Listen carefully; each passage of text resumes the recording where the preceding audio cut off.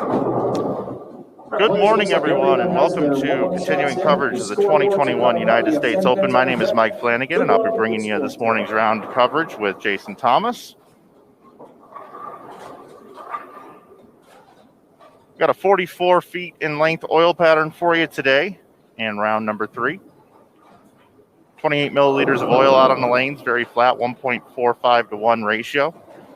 That's been the theme here at the U.S. Open, is demanding lane conditions. But today's cut day. It's Thursday. We'll have 3 squads for you today at 8 a.m., 1 p.m., and 6 p.m. Currently, right now, the cut number to make it into the top 36 is plus 90, and that's Oscar Palermo. It's full screen you. We'll take you out to the lanes. Get a look this morning at Dick Allen, Brandon Novak, and Nick Krummel.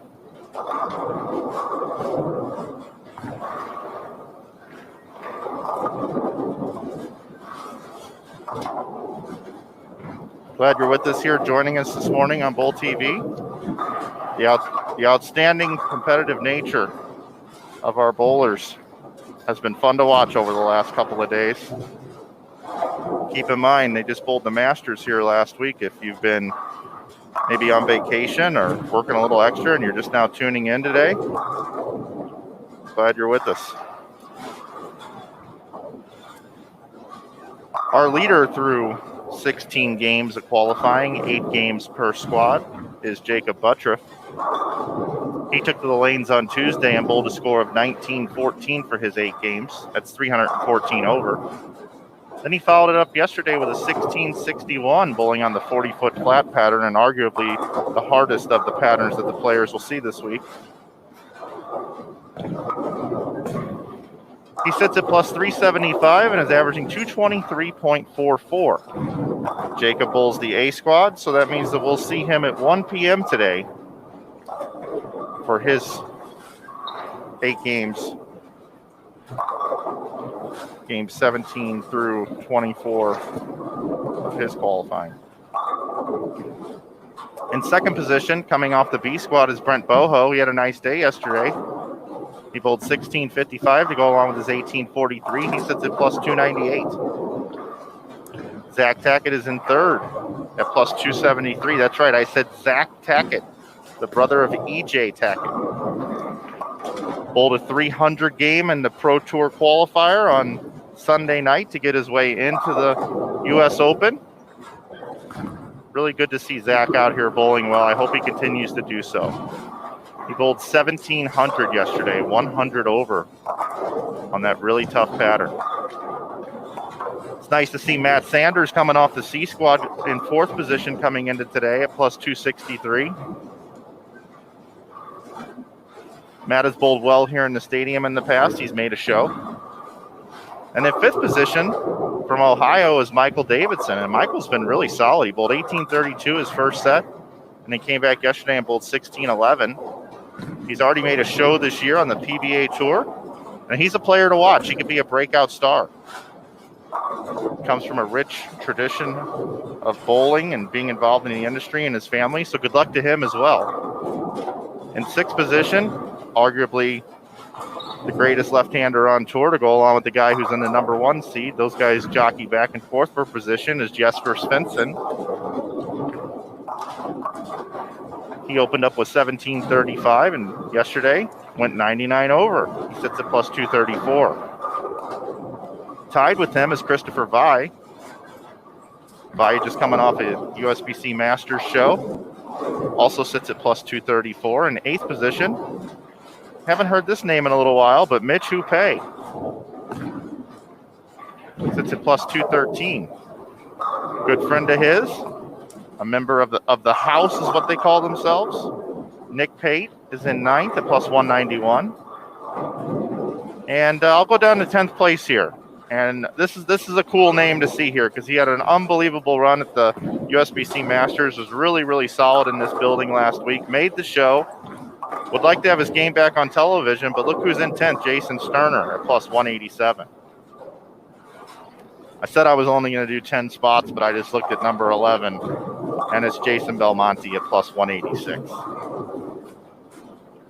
Tomorrow morning, after all of today's qualifying, we will be back with the Cashers round with the top 36 bowling 8 more additional games on the 4th pattern. And when they come in and bowl, they'll be looking to cut down to the top 24 for 24 games of round-robin match play beginning Friday evening at 5 p.m. right here at Bowl TV, all times Pacific, everybody.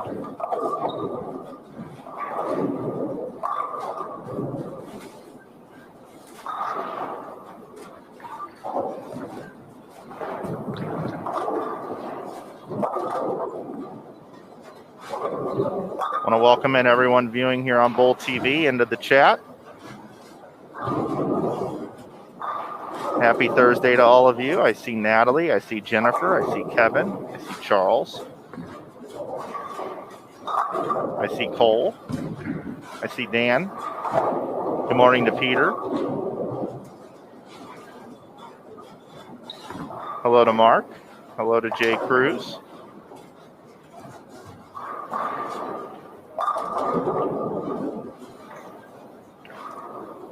Jason Thomas this morning doing his best Aaron Smith impersonation, helping everybody out in the chat with some links.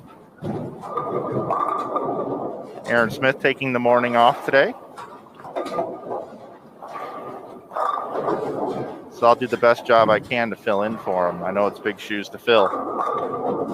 But I did find a nice pair for us to get started on here this morning, in my opinion. It's a plus pair, and you can't say that all the time.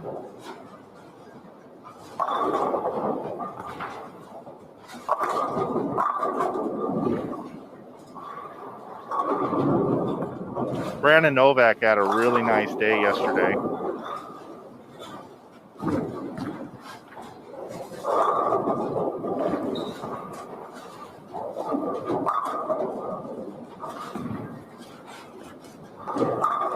Novak was 85 under on what the players are calling the easier of patterns, but then yesterday he came in on the 40-foot flat pattern and went 133 over.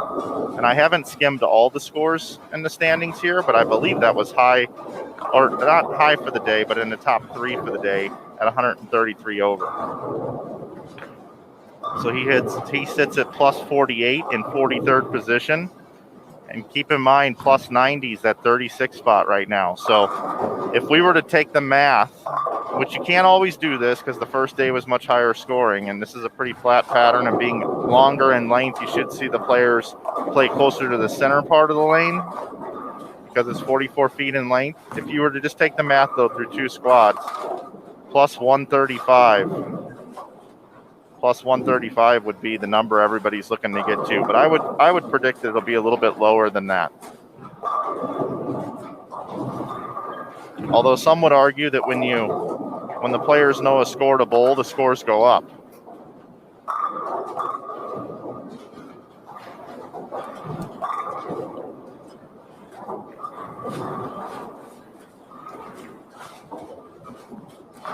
We also do have 8 total different pairs that you can choose throughout the building here at the National Bowling Stadium.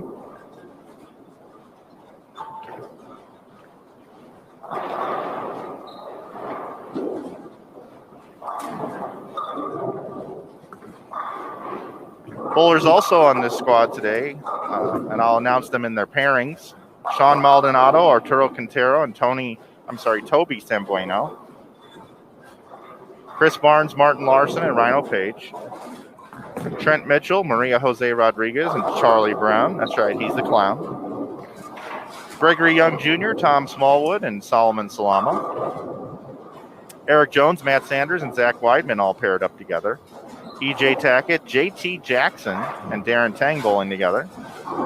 A.J. Chapman, who had one of the craziest things we've ever seen in bowling happen yesterday. And if you haven't seen it yet, you should head over to the Bowl TV YouTube channel or the Facebook page, Sport of Bowling on Facebook. You can check it out. He went 2-0, went right back through the 6-9. He's bowling with Wesley Lowe and Brad Miller. Also paired up together, Jason Sterner and Briley Haw, along with Ryan Lakota. DJ Archer on this squad this morning with Benjamin Martinez and Kyle Troop. Michael Martell bowling with Tyrell Ingalls and Alec Keplinger. The last two pairings that we have for you here is Michael Rubin, Tom Burns, and Rasmus Edval. And last but not least, who we're watching right here. And that was perfect. That was perfect that it was these three right here that are last on my squad pairing sheet.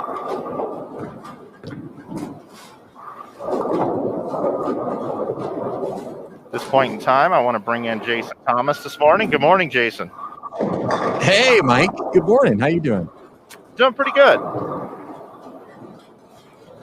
You've been around, you've been around a lot of U.S. Opens. Set up the day for us. Yeah, cut day at the U.S. Open. It's always an exciting day. I think this one might be even more compelling than some of the ones we've had in the past because, in the past U.S. Opens, until a few years ago, we had very, very, very difficult conditions throughout the whole week. And today, this might be the softest final day oil pattern we've seen, in the history of the event, which brings a huge number of players back into the mix. We've got a cut score right now at plus 90, and I really think anybody who's less than minus 100 has a chance to get there today. If you just come out and knock the stuffing out of them. I'm looking up and down the center, and I see a few strings of strikes already. Toby, you made the same mistake. You said Tony, right? Yeah, Toby. I did. Right? Something. I know his name, Toby Sambueno. He's got the front seven this morning. So if you want to check that out right now, he's on lanes 57 and 58. But looking up and down the building, I see lots of strings of strikes right out of the gate. The players who are obviously behind the 8 ball, they want to get off to some fast starts. We see Briley Howe. He's one of those guys that's right around the minus 100 number. He's at minus 93. He's got open 6-bagger to start the day. Wesley Lowe, minus 102. He's got strike spare, 4-bagger. So if he can get out of the gate with 260, he's right back in this thing. So I would expect to see some really high scores. Big names at the top. You mentioned Jacob Buttriff. It was bad news yesterday for the field that he went 61 over yesterday and had one of the high blocks of the day. He could really break out to a big lead today if he bowls well, because I really think this pattern is suited to his game. But a lot of big names that are on the outside looking in that we'll have to watch for today. Tommy Jones outside the cut at plus 70. Dick Allen at plus 37. EJ Tackett at plus 32. Norm Duke is at plus 7. Rhino Page, former U.S. Open champion, is at minus 10. Jillian Martin, who made the Big Four earlier this week and has been, just charming the world with her great bowling and her great personality, she's minus 24. And Mike's also got her on his fantasy team, which we'll talk about in a little bit. My number one pick in the fantasy team, shocking, minus 55, Chris Prather. But I think he could shoot a huge number today and get himself back in this tournament. Kyle Sherman is at minus 61. So there's a lot of things that can happen today. It's going to be an exciting day here on Bowl TV. I think there could be some big scores. I'm really looking forward to watching the action unfold and find out who our top 36 is going to be heading into the last 2 days here at the U.S. Open. Yeah, a lot of people would also call this moving day. It is, and you get that terminology from Golf's Masters, which gets underway today as well. So, players are going to have to turn off their phones. Well, they don't have their phones, but it's probably a good thing, because if they did, they'd be watching the Masters, because there's a huge number of golf fans out there on the PBA tour. But to use that terminology, today is moving day. This is your chance to get yourself into the cut and continue in the tournament. Brad Miller, my guy on my team, spare, double, spare, 6-bagger. So you could get off to a quick start here with 260. So there are some scores out there to be had. Yeah, and also Wesley Lowe paired up with Brad Miller, also has 260 on the nose left going into the 10th frame. They're down on lanes 33 and 34. So there are some scores out here today. I also noticed Chris Barnes' pair.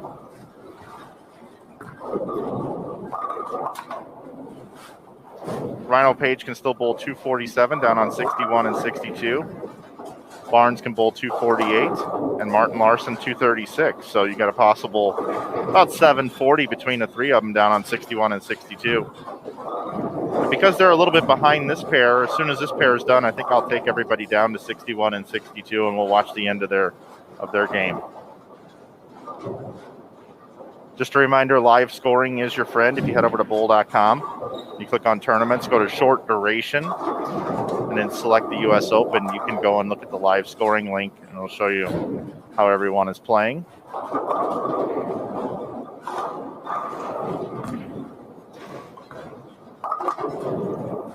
I'll tell you, I know Nick Hoagland, who set up the patterns here this week, is a huge fan of the Masters Golf Tournament. In fact, a lot of people don't know this, but he actually applied for a job at Augusta National and made it to the final round of candidates. And so after he left PBA. So I know he's a huge fan. I know he's a huge fan of that golf course. And the thing that's great about that golf course, and I'm going to tie this back to bowling, is that it sets up so many different holes that are risk-reward holes, where you can go for the green in 2, but if you don't hit a great shot, you're in the water and you're making a double bogey and maybe knocking yourself out of the tournament, where if you pull it off, you're making eagle. And I really think that's what he's done here today. He's allowed the players a chance that if they want to go for it, they can and shoot some big scores, but they're also going to bring some low scores into play. And that's exactly what we're seeing out here this morning. It's not like everybody's shooting 200 with a few 270s mixed in. It's a lot of 260s. And by the way, Wesley Lowe did finish his game off with 260, so now he jumps from minus 102 to minus 42. Brad Miller with 268. But there's also a lot of low scores out there as well. And so there's a really great opportunity for players to move up the board today, but also a chance for them to go backwards. If they're already in the cut and they don't quite figure out what they want to do and they play it safe, there's a really good chance for those players to move out of the cut today as well. So it's going to be a really, really interesting day. Jason Sterner, told you he snuck into 10th position quietly through two days of qualifying. He's going into the 10th frame. He's got 2:59 left. Nick Brummel rolls the 2.8.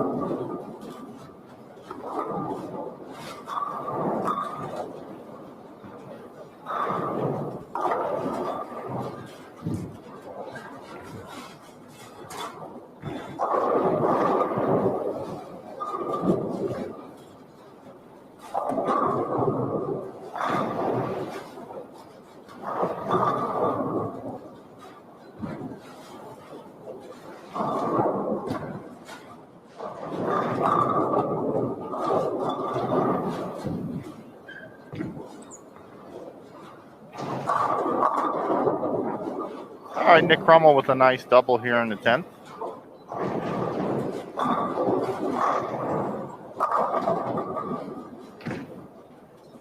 Nick goes for a ball change. I'm going to bounce out of here and head over to lane 61 and 62.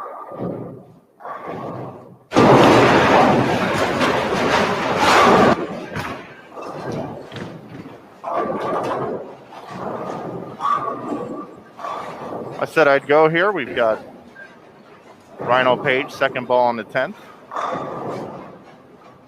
Looking for 247. He's got it. Martin Larson leaves the 2-4-10. 2-4-8-10 actually. And the 10th with a double working coming in. Chris Barnes can still bowl 248.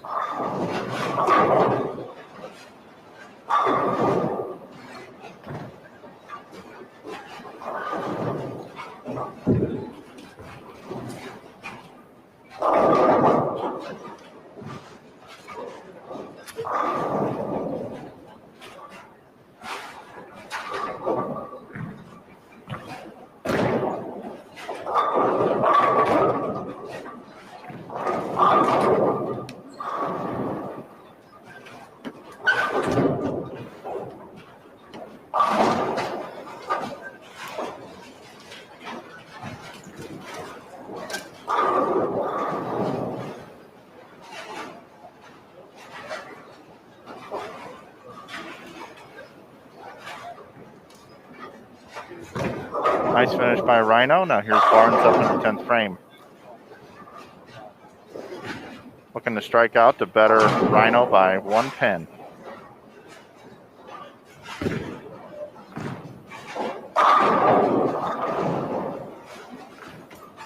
For this pattern being 44 feet in length, 28 milliliters of oil and a 1.45 to 1 ratio.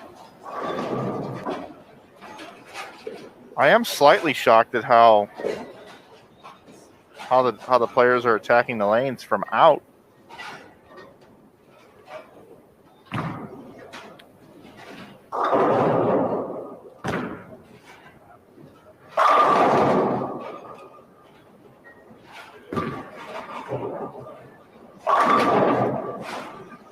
All right, so a double on the 10th for Barnes here.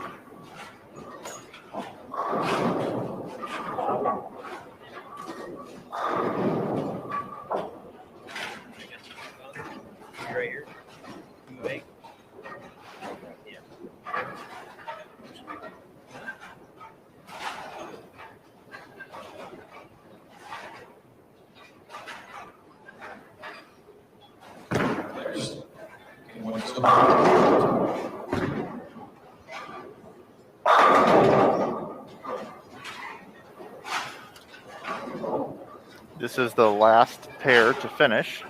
Game 1 is over. 248 for Chris Barnes, 247 for Rhino Page, and 200 for Martin Larson. Our players, game 1 is over. Please move to game 2 and begin. Because of the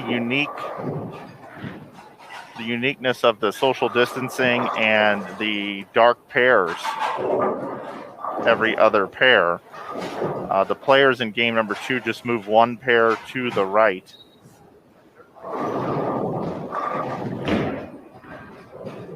So we will start here with these 3 players yet again and see how they attack them as they just move 1 pair over to the right.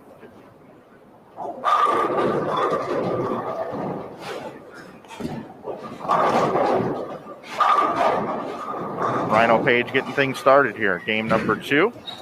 Just flying along. Takes about 25 minutes a game for the players to bowl. 3 to a pair. And the players were also advised and asked not to provide lane courtesy for the pair that is skipped just to the right and to the left. So pace of play has been pretty good here at the U.S. Open.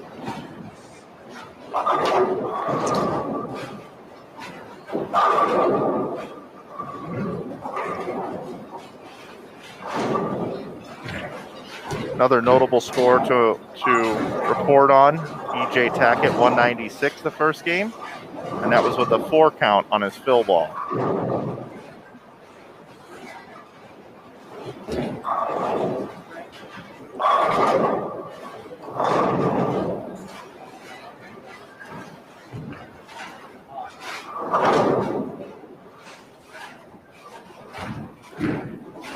Now Solomon Salama, also a player to watch. He had a bad day yesterday. He went 191 over the first day, and yesterday went 102 under. So yesterday's pattern really tricky on the youngster from Beverly Hills, California. Plus 89. He's in 37th. 1 pin out of the top 36.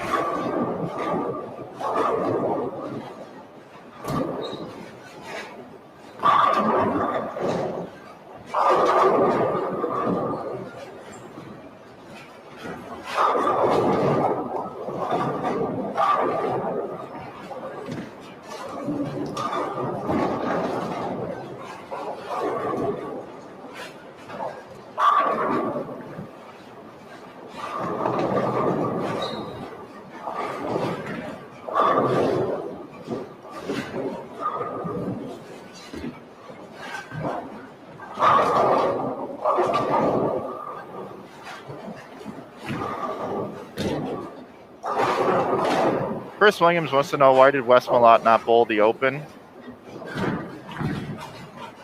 You know, there were several players that did not bowl the Open, and for each their own reason.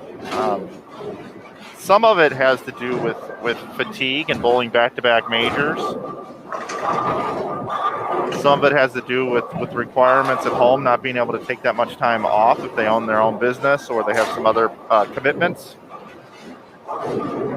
And some people just chose not to bowl because of the protocols and the extra attention to detail that you had to adhere to be able to bowl this event. And that's just the truth.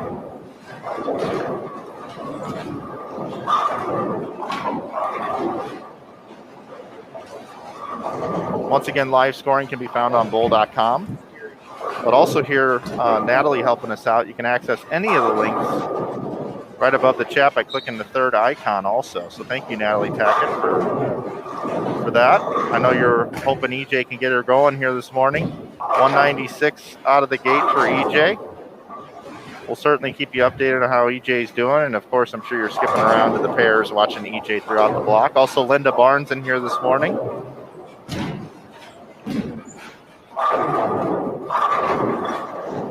Good morning to you, Linda. Haven't seen you in a while. Hope you're doing well. Hello to Andrew Jensen.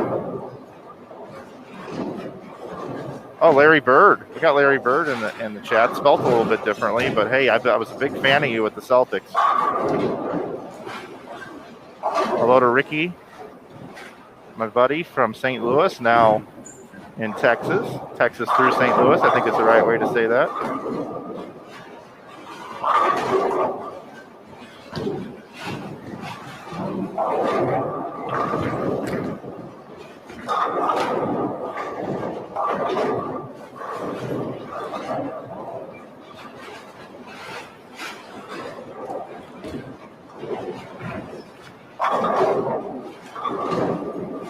Tell you what, Barnes isn't done yet, and we saw it last week at the Masters. There was a little luck on his side, and I think he'd be the first to tell you.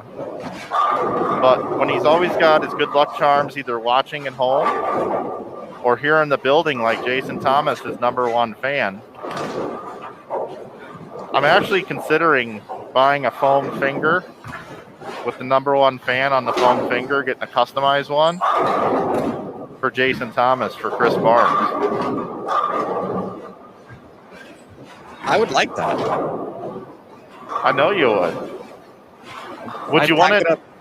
Yeah, Wichita my colors? suitcase every week. I know you. Yeah, black. Yeah, black and yellow. That's right. Or would you prefer like an American flag looking one, American colors? Well, that would work too. That was when I fell in love with Chris Barnes. He was always wearing the Team USA jerseys. So yeah, I think I would like that. I gotta say, Jason, you've been a great sport with my humor for the past 12 days, and I appreciate it. Well, it's easy to when you're winning all the bets. No, that was well played. That was well played on two.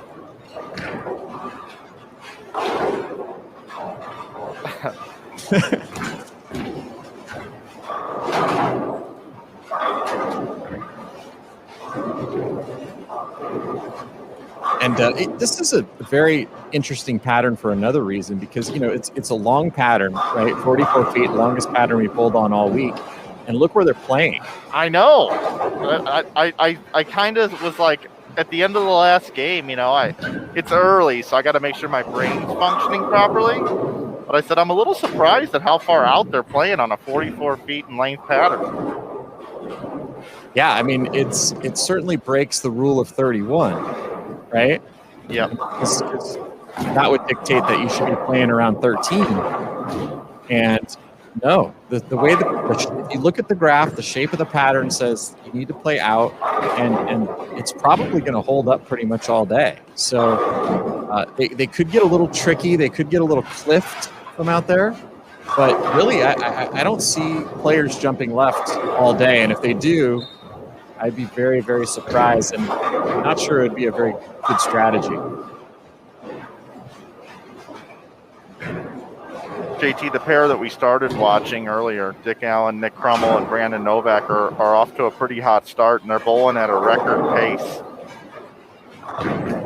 They're already in the 7th frame.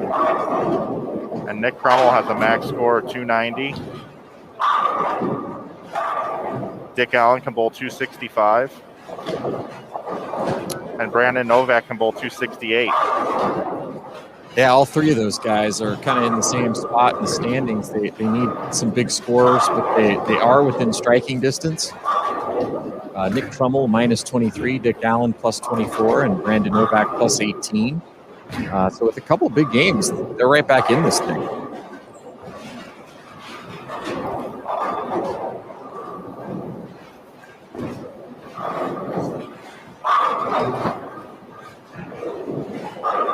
Oh, Scott Bender coming in the chat talking about Bobby Laster.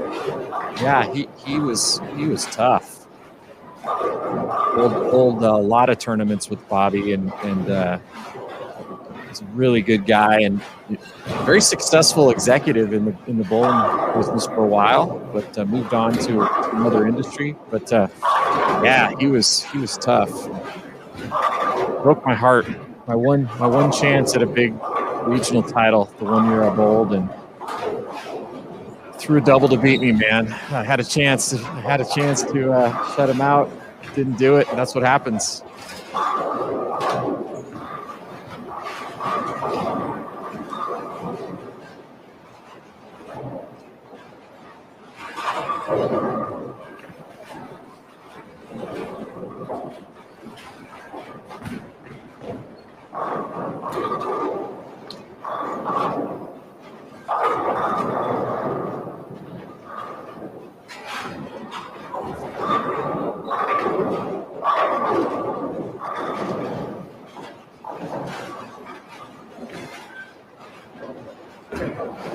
Oh, Jeff Hickenbottom. There's another one year I roomed with Jeff Hickenbottom, and no, I didn't room with him. Bobby Laster and Jeff roomed together, but we hung out the whole week in Hawaii for the regionals there.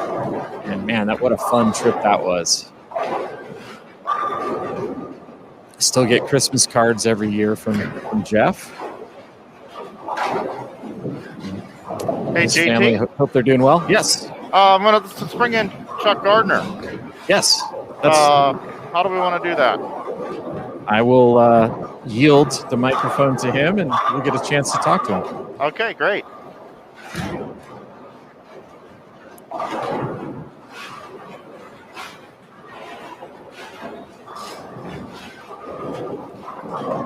Hey guys, joining me now is Chuck Gardner. Thanks for just spending a couple of minutes with us, Chuck. I know that you've got a lot going on out there. Can you tell us kind of how the players are attacking this pattern today and kind of what the keys are for them to get into that cut number? I think the number one key is to get your swing loose after yesterday. They were so tough yesterday. If they can get their swing loose, I think this pattern's very gettable. They can play in the 8-4, 9-5 zone. It actually gets through the front without any problem, and there is actually a little get back. So I'm trying to work through my mind on the number, and I think it depends on the mindset of the players. If they can get their swing loose, I think the number could jump quite a bit today. But if they're still, got their swing a little locked up after yesterday, it may not move a whole lot. It could go anywhere from up like 30 to maybe up 60 or 70. So I think it's really going to be an interesting day.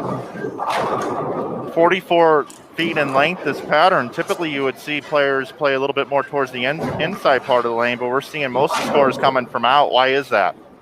Well, because Mr. Hoagland gave us some shape to the right. And, when these players see some shape, it really doesn't matter where it is. If they can find it and figure out how to play it. And, we're on a really flat surface here, a really good new lane surface. So I think the reality is that I think they're very, very gettable. And there's a lot of different ways to go about it. I see a lot of guys throwing ASIMs, some guys throwing symmetricals, and even Jason Sterner's throwing a urethane ball and bowled really good first game. I think symmetricals are going to be the way to go because the ASIMs will probably lock up and go forward a little too quick.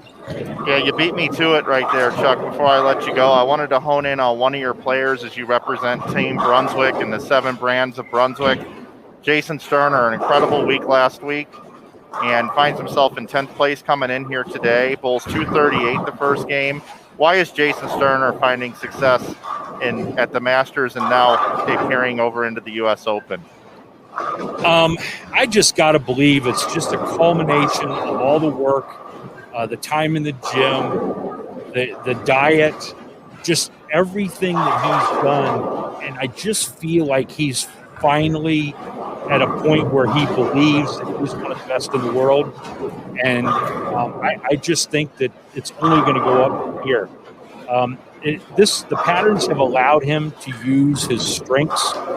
His strengths are getting it through the front, keeping his speed, medium to high. The hardest thing for him is when you have to really, really gear down. Then he starts to have a little decel issue. I really think it's mostly belief, though. I really think it's belief. Well, Chuck, I know you got to get back out there. If there's any nuggets or any information that's coming out that develops that you see that you'd be willing to share with us, we'd love to have you back on, brother. Thanks so much, and you're doing a great job out there. Absolutely. Thanks, man. It's Chuck Gardner from the Brands of Brunswick.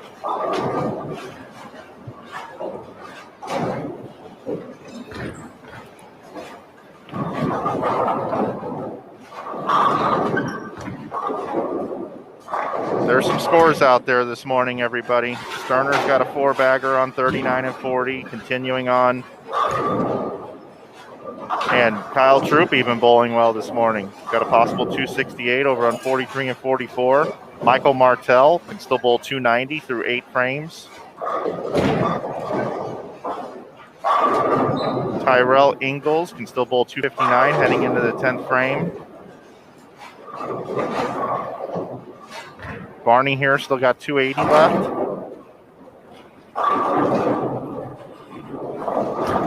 Brandon Novak bowls 237. Nick Crummell 255. Dick Allen open in the 10th for 231. Solomon's going to be in the 220s. Greg Young can bowl 259. Zach Weidman with 5 in a row. First shot in the 10th. Still get to 227. A nice back half of that game. Eric Jones can shoot 244, so that line I set last night at 300s today at a half, over or under a half. I got to think with what I'm seeing score-wise here that we might have a 3 bills today or multiple.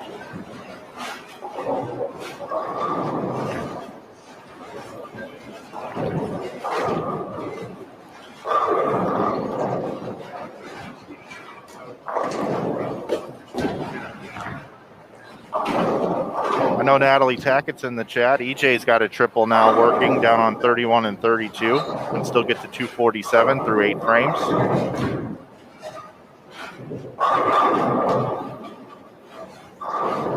lot of Darren Tang fans out there as he's got an incredible Twitch channel and a growing YouTube channel as well. Support all these athletes that put themselves out there through social media and through these video platforms. We see a lot of them out there. And make sure you also follow all your favorite brands in bowling, too. Your bowling manufacturers and your favorite athletes. Follow them all on social media. The more followers they get, the more they'll post and the more information they'll give us. And you can pick up a lot of tips from these players and the ball manufacturers as well, educating you to help you with your own game. So it's just a nice thing to do whenever you get a minute. We got Aaron Smith almost doubled in Instagram followers last night. If you're not following the United States Bowling Congress on Instagram, Twitter, Facebook, you should, and give the YouTube channel a subscribe. You know, everybody talks about Brad and Kyle's channel approaching 100,000 subs. Well, the USBC isn't that far behind. I posted a vlog yesterday from day 1 of the US Open. About 13 minutes long. Hope you enjoy it. Go out and check it out.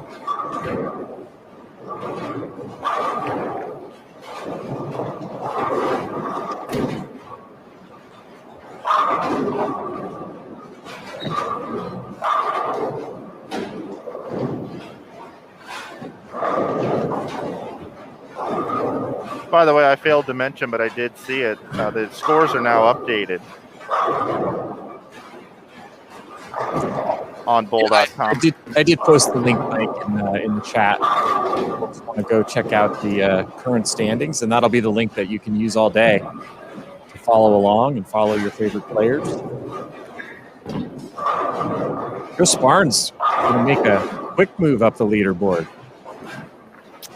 Yeah, after bowling 248 the first game, he moved all the way up to 15th.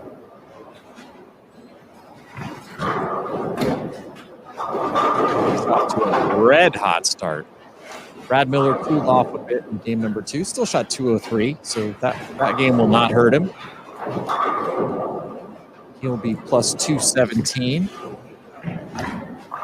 And you mentioned Jason Sterner. And, man, I'll tell you what. Nobody picked him in our draft, in our fantasy draft, because that thumb looked awfully bad. But he is continuing his run here. He's got another big game queued up here in game number 2. I think it's safe to say we're idiots. Well, I'm going to show a photo of the injury in question, and you can judge at home if you think that we're idiots based on what that thing looked like. And you're going to be amazed because it looked awfully bad, and it doesn't seem like it's having any impact on his ability to compete here at the U.S. Open.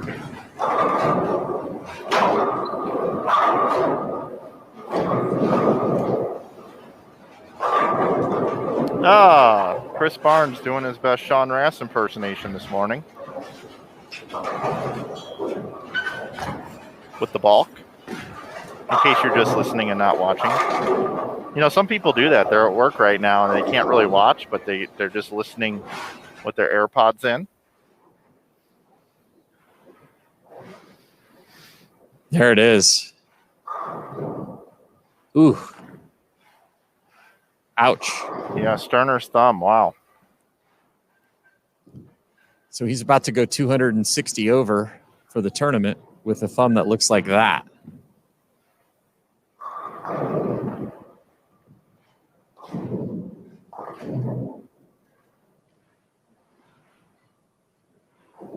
Ouch.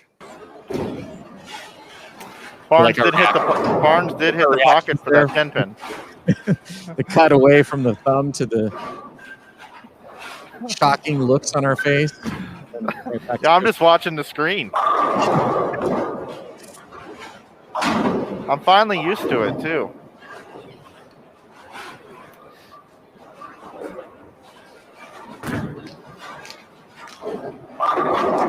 Barnes can go 107 over.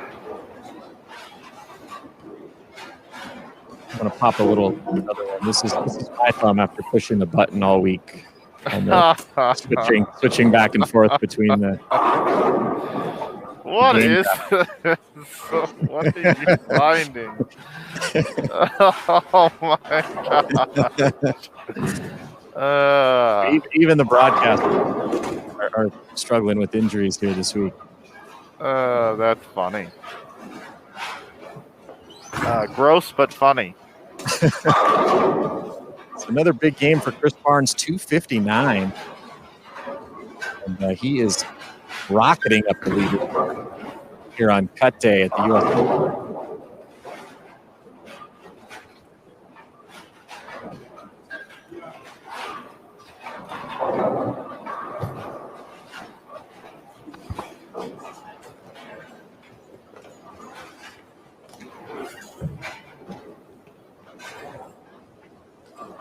Welcome back into the booth, everybody. Glad you're with us this morning here on Bowl TV. I've been checking in on the chat. Glad you guys are interacting and hanging out with us here today.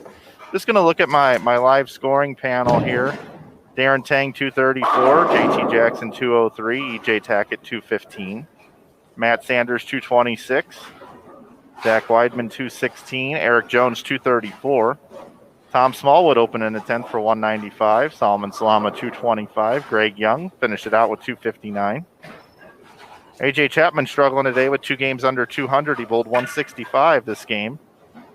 And Chapman's had a pretty good look, so I'm a little surprised at that. Kyle Troop on the board with 246. Let's see. Michael Martell finished with 253.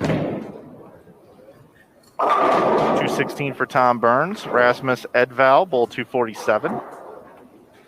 Tyrell Ingalls, Bold 256. Alex Keplinger, 212. Dick Allen, 231. I think we reported on that pair already. And you saw it right here. Chris Barnes, 259. Martin Larson, 212. Rhino Page, 200. Now that the players are moving around a little bit, I'm going to find us another pair to check out. I think I know exactly where we're going to go. We're going to head over to lanes 45 and 46. I'll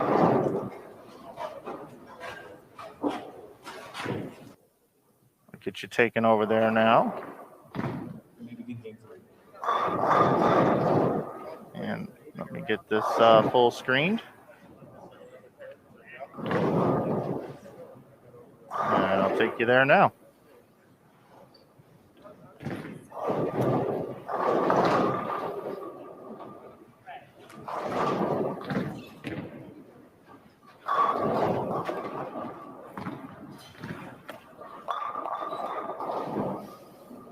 Going to bring in Brad Miller, AJ Chapman, and Wesley Lowe.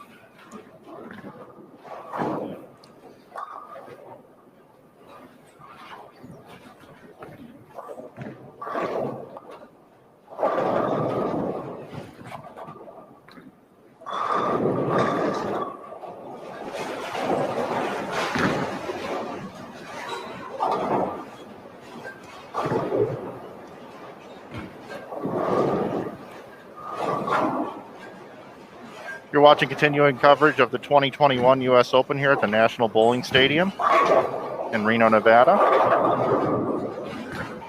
My name is Mike Flanagan. I'm joined by Jason Thomas here this morning. Aaron Smith and Matt Cannizzaro are on assignment. We're in game number 3 of 8 of this morning's final 8 games of qualifying before we make a cut into the top 36, which will bowl tomorrow morning at 10 a.m. Pacific. A squad will take to the lanes today at 1 p.m. and at 6 p.m. we'll have B squad for you.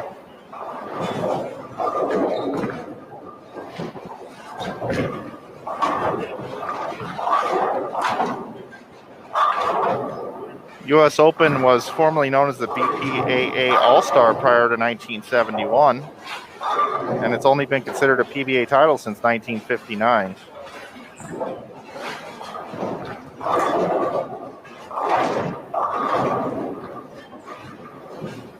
To even be able to qualify for the U.S. Open this year, players had to meet one of the following requirements.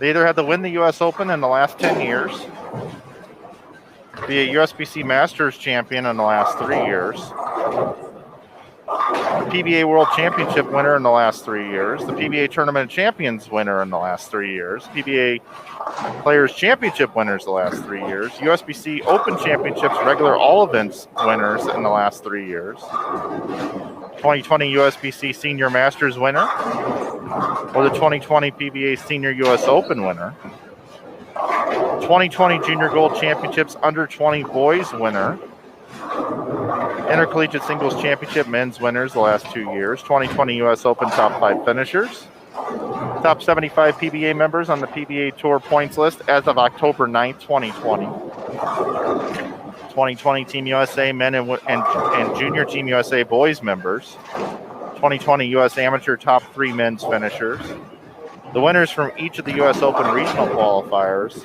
and then, of course, the on-site qualifier that we had on April 4th to fill any remaining spots. So that's a lot of criteria there.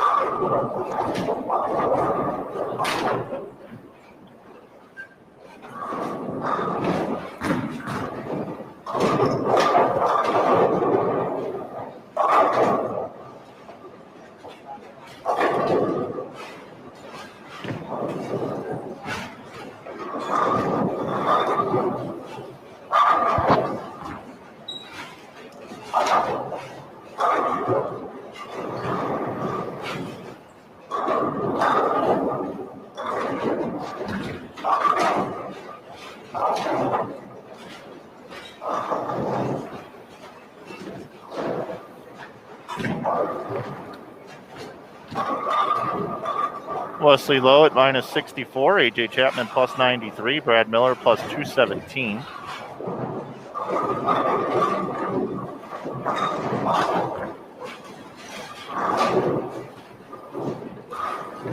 That means Brad bowled 203 last game.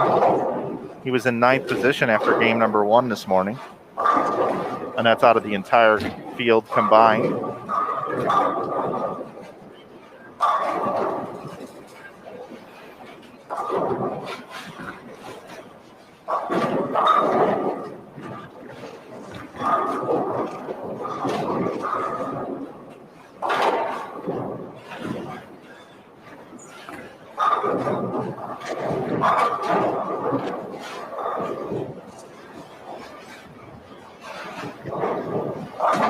Brad Miller's just been so solid this whole week.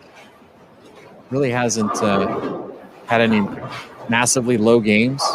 Been grinding it out all week. Look at his ball reaction here for the first time this morning. He's throwing urethane. Got off to a good start. Game number 1. It looks like he might be running into some carry down. Maybe having a few little issues getting the ball to go through the pins. So we'll have to watch closely to see if he tries to get a look at reactive. Yeah, I'm not sure if you watched the day 1 vlog of the U.S. Open or not, JT. I did, yes. Brad didn't even know that he bowled all games over 200. Yeah, the U.S. Open will do that to you. You're so focused on just making good shots and staying clean, making good spares. You're almost not paying attention to the scores. And I'll tell you what, if he shot a 130 in there, he would have been paying attention. 130s will get your attention really quick.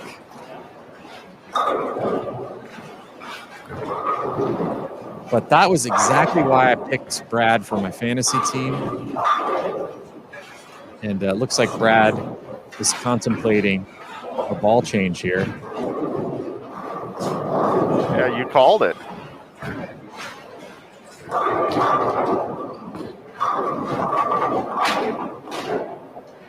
Looks like he's going from a pitch black to a phase 2, which is his symmetrical ball. I actually talked to Brad after his block. He said, I just can't strike with urethane. Let's see what this does. That's a little better. Yeah, it sure is.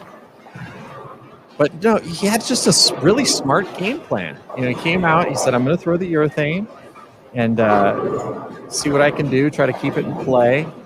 And got 250, 2-0. Started to see the ball labor a little bit, and now he's right on top of a move with another ball and off to the races maybe.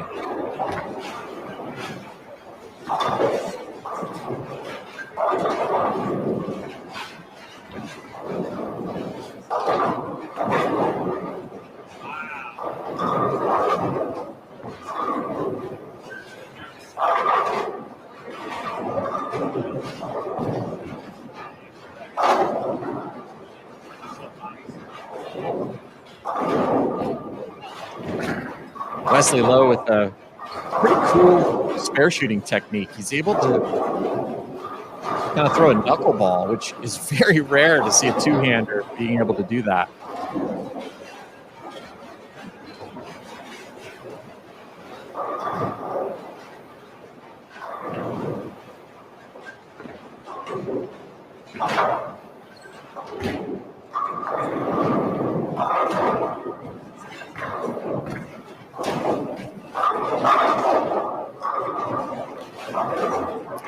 See if that ball change works here on the right lane for Brad Miller. Flat 10 in his last shot with urethane.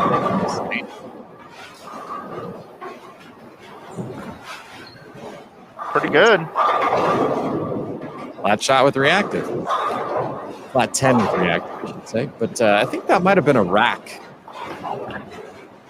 Looked like the head pin and 3-pin were a little tight on that rack.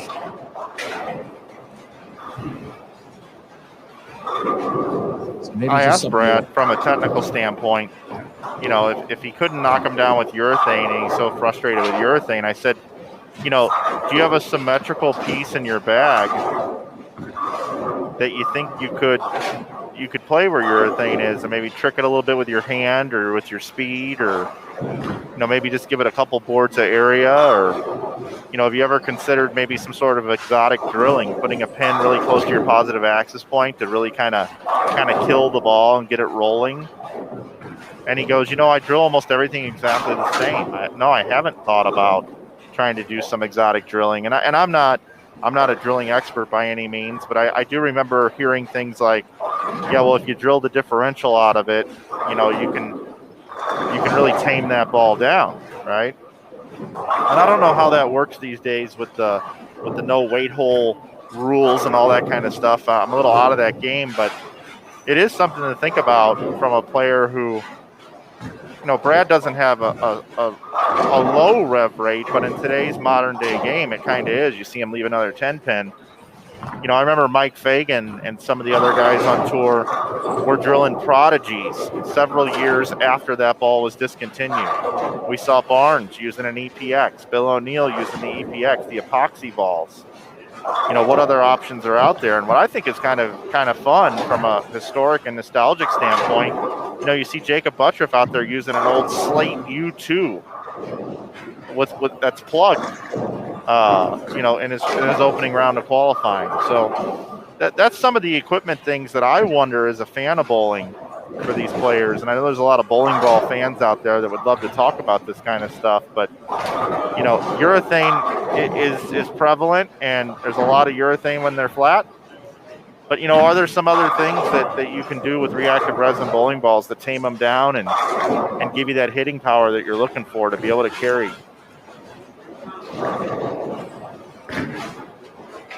Yeah, there are a lot of tricks, and Brad, he's in great position right now. I think the thing that's tricky about this event is when you're controlling the pocket, it's really hard to make a risky move to try to strike a little bit more, because usually scores are at a premium. But today that I think there's going to be some goading into some risks, and I wouldn't be surprised to see Brad get a look at a different ball, just because that one he just switched to basically did the same thing as the urethane, and there he is with a different piece. Yeah, Chapman's 10 pin right there was really a bizarre looking 10 pin leave. He almost carried the strike.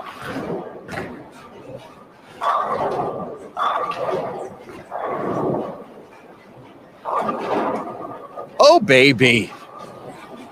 Roll that 2-pin. Oh, baby, please. You got what I need. So now what? Do you move right off of that?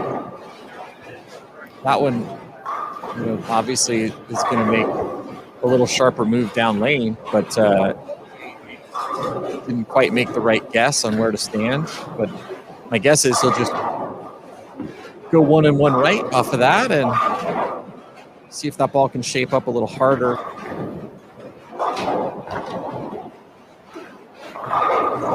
He's making very careful changes.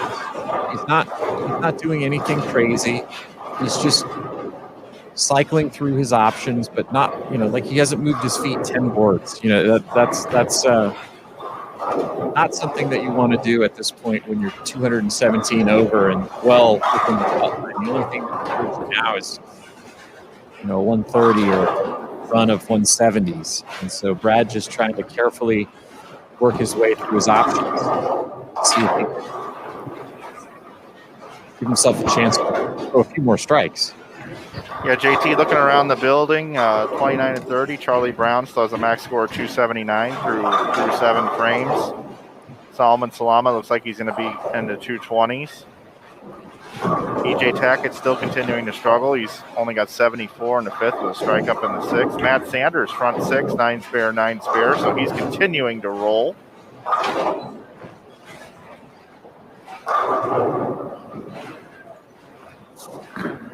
Alec Keplinger can still bowl 280, and that's through 8 frames.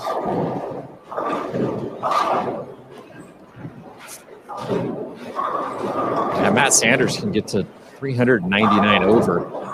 He can go off the sheet this game. Sean Maldonado with a nice game working as well. Still a 267 left for him. And Brad Miller with the light mixer. Puts his hand to his heart, meaning, thank goodness I didn't 2-8-10 there. And folks, we see in the chat saying, hey, thanks for the insight on the bowling ball changes. No problem. And one of the biggest reasons why I'm able to do that this game is because this is the pair that is right in front of us. So JT and I get a really good look here up close and personal with the players. So glad we're able to do that for you. We can't do it for every pair, but I'm glad we're able to do that for you here.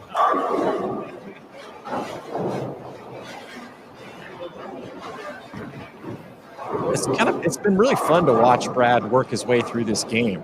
Like we mentioned, he got off to a good start, but clearly was having some carry issues, and looked up and said, hey, I think I can, without taking a lot of risk here, start throwing some strikes. And he worked his way through 2 different balls, and it looks like he's got one that may give him the right shape.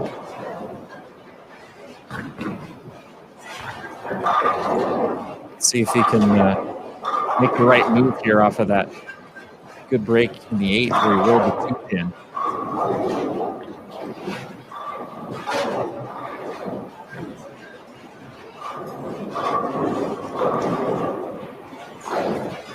That one looks a little in.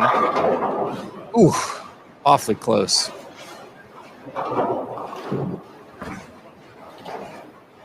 Yeah, he didn't like that one. He's made the chicken wing motion. But, JT, have you ever thought about bringing back the jib? We are going to use it for convention. Still, it's sitting in the storage closet upstairs at the campus. So we are going to bring it out for that. I think once it's used for convention, it may end up on the PWBA truck. Does that get you excited? Well, I was just having flashbacks to you and I working together almost 10 years ago, and we had this jib at South Point. It's the same one.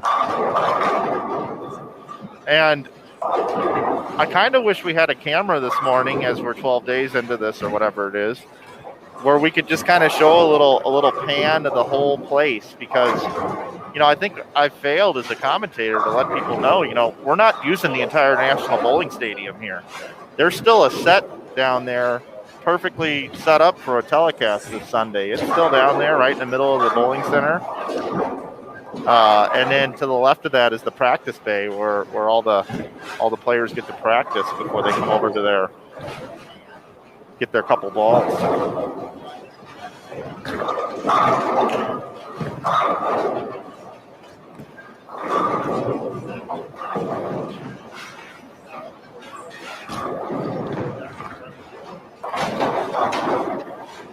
So I agree with JT. This has been a nice pair to watch. AJ Chapman up here, 10th frame. Nice shot by AJ, and with AJ having kind of an up and down tournament here, it's nice to see his even demeanor, because he has been known in the past to let his emotions get the best of him a little bit. I wouldn't classify him as necessarily a hothead or an anger management type of guy, but I've seen him a few times fry out, and really proud to see his even temperament that I've observed for the last 12 days.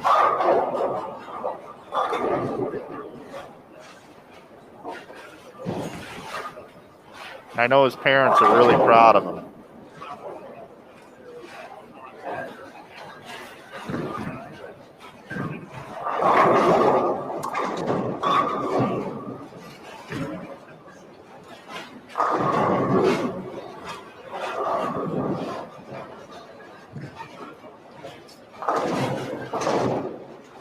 Maria Jose Rodriguez down on 29 and 30.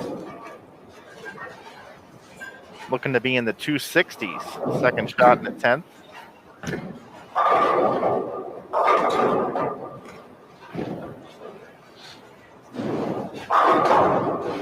Matt Sanders finished with 257. Eric Jones 247.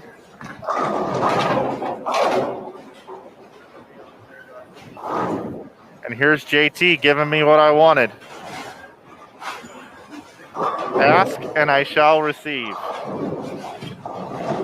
There is a look at the National Bowling Stadium. Down there to the left is where the TV set is. And on the other side of the curtain is the practice bay.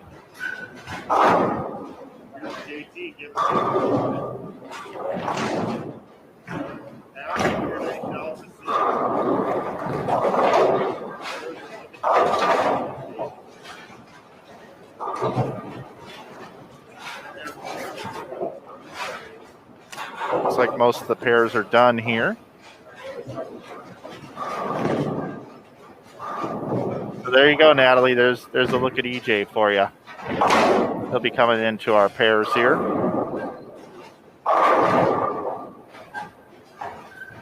You see those steps right there over on the left? That's where we can't place a camera for lanes 43 and 44 because it's a really wide staircase right there.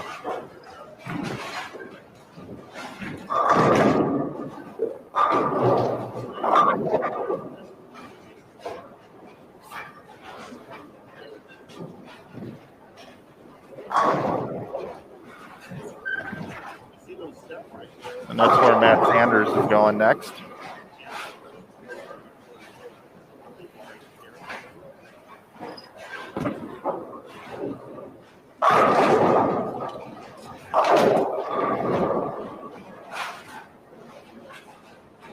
Looking to see where Sterner's going.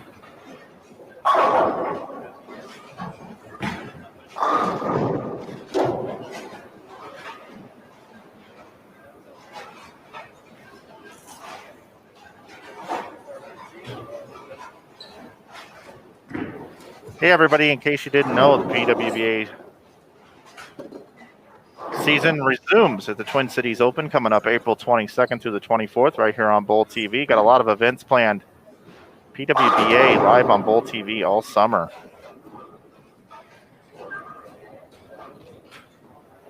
If you're only on a monthly subscription or on a US Open Pass, great opportunity to sign up for Bowl TV. We got a super promo going on right now as well. $49.95 gets you an entire year. VIP special offer for Bowl TV.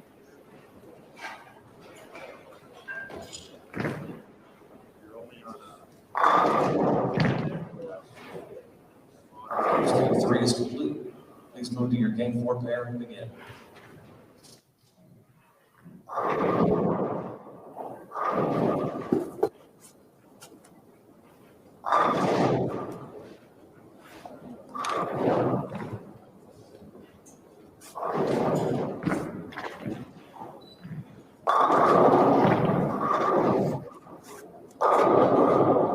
Getting ready for game number 4 here. 2021 US Open. Moving day, cut day, whatever you want to call it. We've seen some high scores here this morning.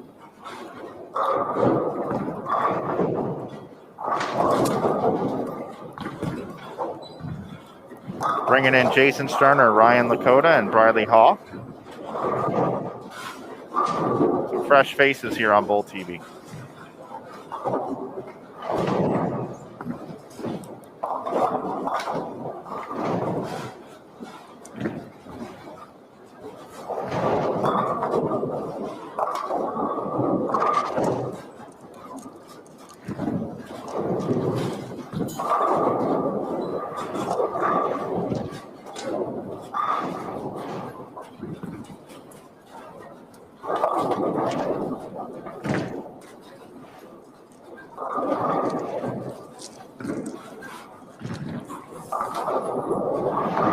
I believe when we get our next standings update, we're going to have a new tournament leader, which will be Matt Sanders.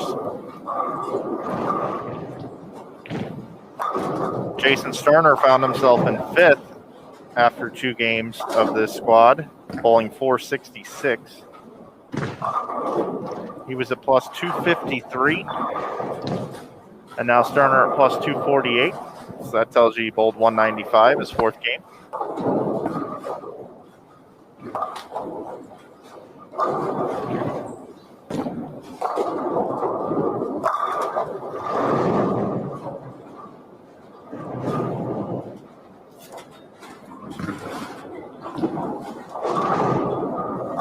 Jay Cruz wants to know, does Bull TV have a calendar feed that he can import into his iCalendar or Google Calendar? Boy, that's a great question. I don't have an answer to that. I don't even know how you would go about doing that. I know a lot of professional sports teams do that. I'll make sure we add that down to the idea list.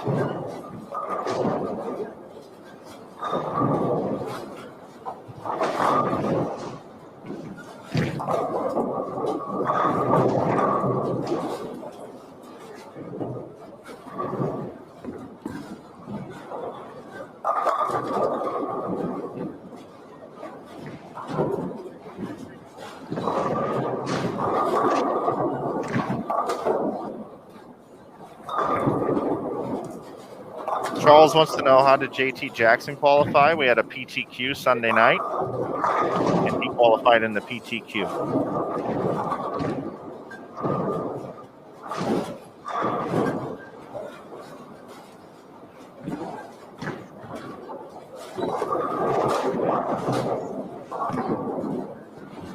Roger's answering the question for us here in the chat. He says, hey, Jay Cruz, if you click on the upcoming event or block, it offers to put it in Google Apple calendars.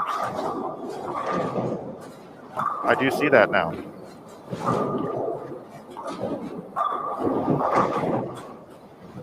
I've never personally done that, but that's a cool feature. I'm going to have to look into that.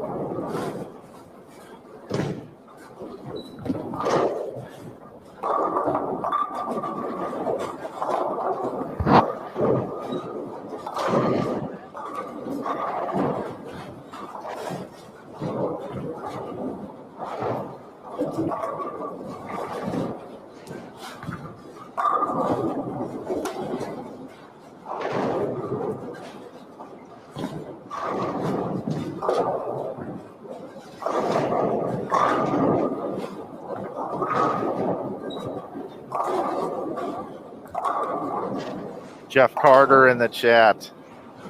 I talked about that commercial the other day. Says JT qualified because of his awesome Sonic commercial a few years ago. That was an awesome commercial. He was flying through the clouds having tater tots thrown at him or something. Sterner finally underway here with his second shot. Leaves a 4-pin.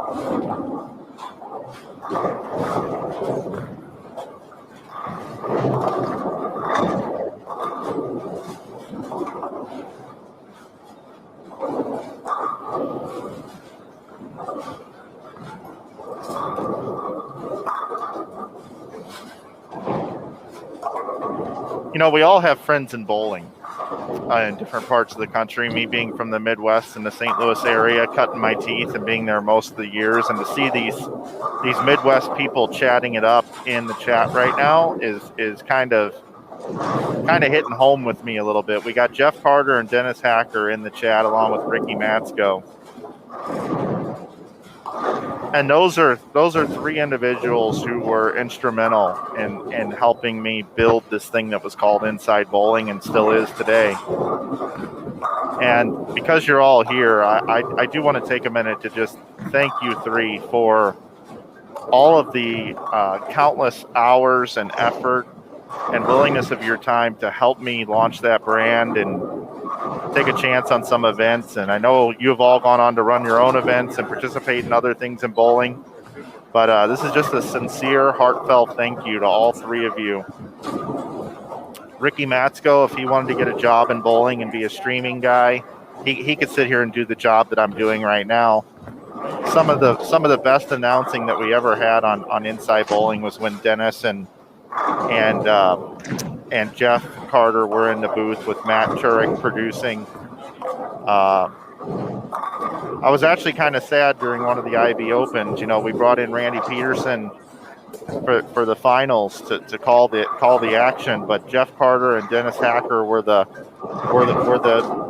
voice of the tournament through all the qualifying and all the match play, and to pull those guys out and bring Randy in. I mean, obviously we bring Randy in because he's the best in the business, and I love Randy, and the fact that he was willing to come in and do that was amazing. But if I had to look back on it, I would have probably just had those guys call the final match and let Randy and I maybe sideline report or something. But it was a really cool time in my life when we were starting that thing, and I really can't thank you guys enough. So, and I mean it.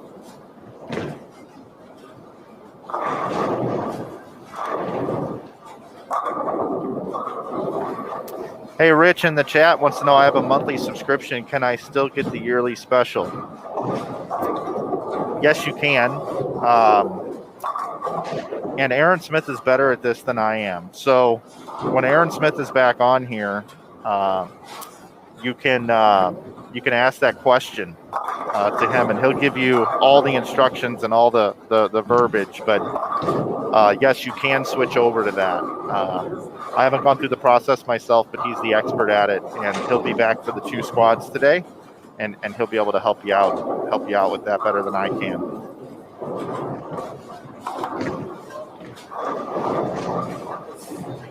I don't want to be this ain't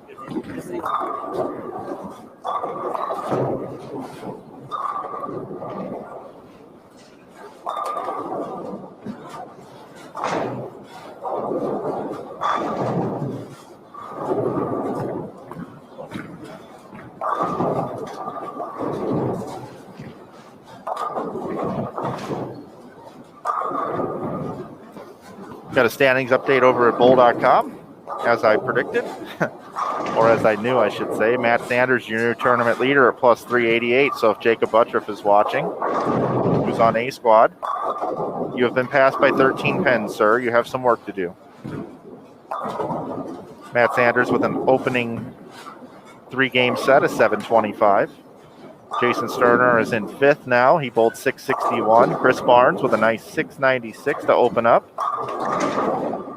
Brad Miller, 668. Barnes is in 9th. Miller's in 10th. Arturo Quintero, 627. He's now in 12th. Toby Sambueno kind of snuck up on me here. Bowled games at 259, 258, and 249. 766 start this morning for Toby. He's in 13th position. I missed that one. Martin Larson, 659 start. He's in 26th. Benji Martinez, 27th at plus 6, or at 624 plus 121. Darren Tang bowled 612. He's at plus 117. Dick Allen bowled 613. He's in 44th. He's going to need some big games here down the stretch. Rhino Page, 652. He's a plus 42 on the outside looking in, trying to get into the top 36. EJ Tackett was 601 with 5 games to play and not looking real good in this game. Number 4.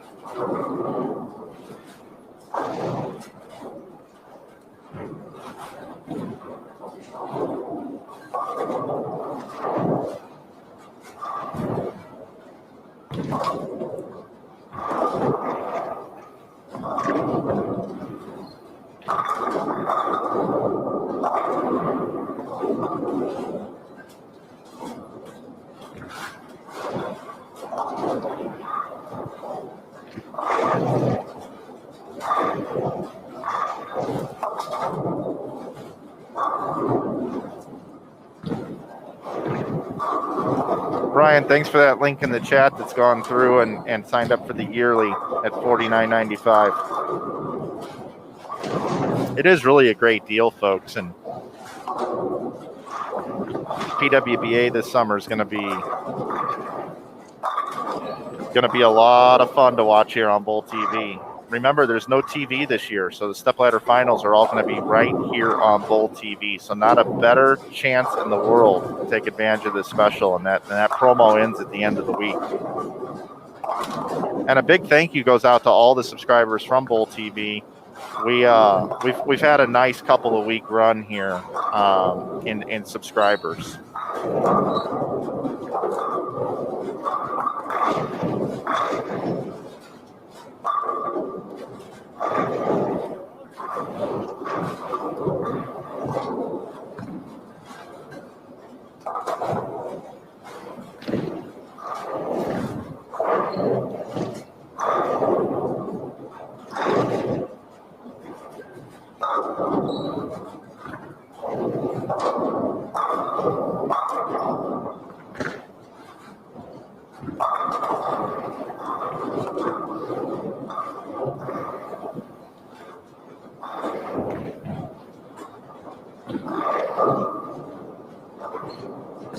We had a 300 alert out there that just came to an end.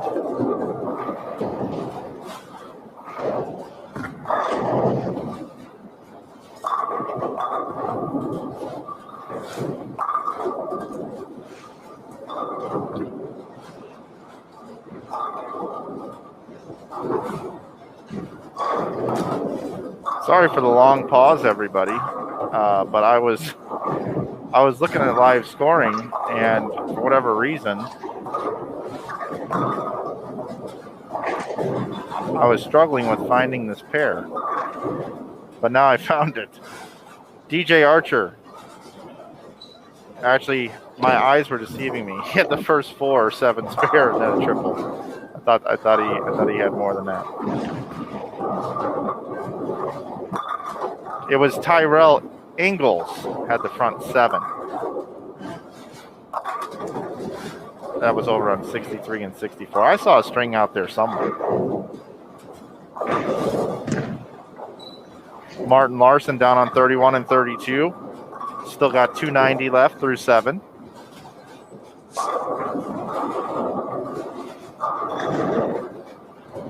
Chris Barnes through 6 frames has a 9-pin no-tap 300 going. 9 spare, 9 spare, 9 spare triple. How about Chris getting all the way up to 9th? Yeah. My team is looking pretty sharp today. They sure are. Brad Miller up in 10th. Yeah, how about Barnes up in 9th, and he bowled 180 the last game. Yeah, but that's what's even crazier. He can shoot 260 this game still. We've been watching Jason Sterner be right around the pocket this whole game here.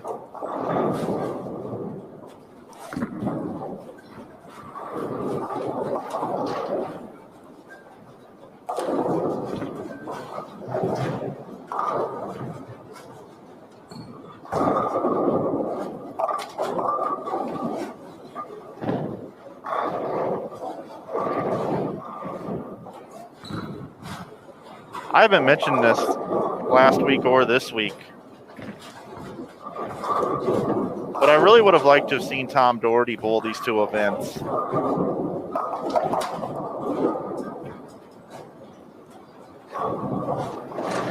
like to have seen how he would have bowled. As red hot and on fire as he was down in Tampa.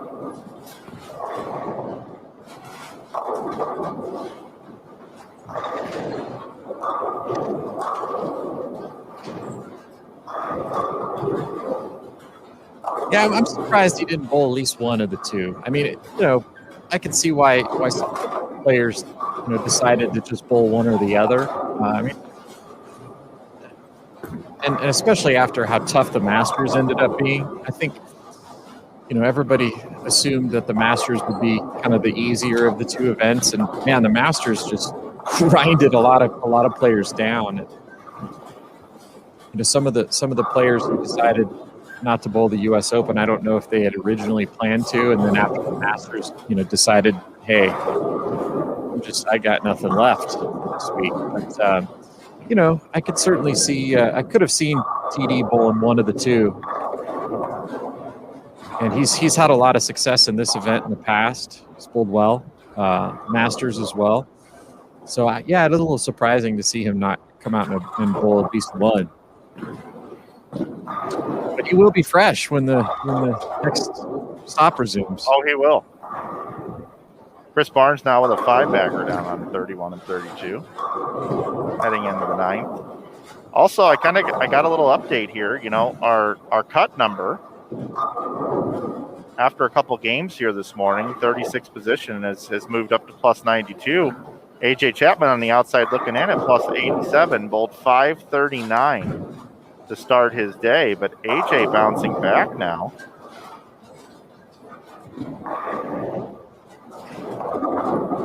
AJ Chapman with an open frame in the 4th, and everything else is strikes through the first ball in the 10th. He's got a possible 265 out there. Get himself right back into the number. Yeah, it's funny, Mike, how kind of the transition flip-flops, how players' fortunes. Brad Miller, who we watched get off to a pretty good start, he was playing around with some different looks and maybe got a little bit impatient that game, shot 170. And AJ Chapman, who struggled out of the gates, the lanes have kind of come to him, and now he has a possible 260, which he needed desperately. We didn't talk any, at least you may have talked about it, but I've been running around doing some different things from a technical standpoint. But talk about what we thought the number would be, the number that the players are trying to get to today. Yeah, the only thing that I did is I did the math model, which really doesn't apply because every pattern's so different scoring pace-wise. All I did is take the number of 90 that we started with today and added 45 to it and put that number at 135. Yeah, I think that's a good number. It is hard to usually, when you have patterns that are equally difficult, the math model works, and then the last day you have to factor in the squeeze factor. Players coming down the stretch and pressure of getting to that number, which will come into play today, but it's harder to judge what that will be because A, we don't know what they'll look like with transition by the end of the block, and B, we don't know how hard they're going to hit them. But I think 130. Did you say 130 was 135? I think that's a good number.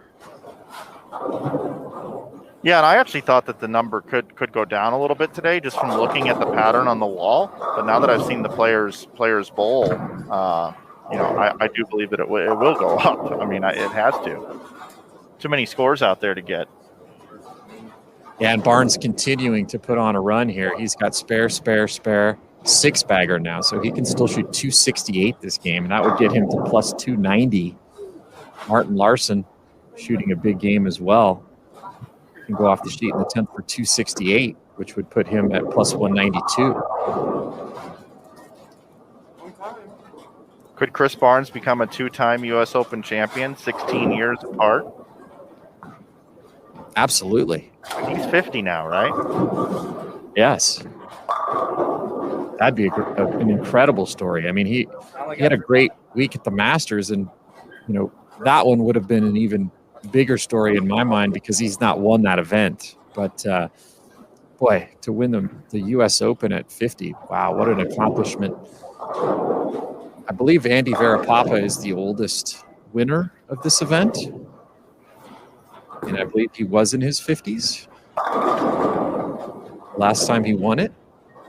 But that was a long time ago. It's been a long time since a 50-year-old has done this well in the most difficult event in the sport. Pete Weber had a big win in 2012. I believe he was 48 at the time, the same age as yours truly. I can't imagine winning the U.S. Open at with all the aches and pains I feel in my body. Hey JT, watching Sterner here, I thought he just made a beautiful shot, and he's shaking his head, and he can't believe that it held. I mean, does this guy got this good of a look out here where he can throw it, what looked like from his body language, absolutely terrible, and put 10 back?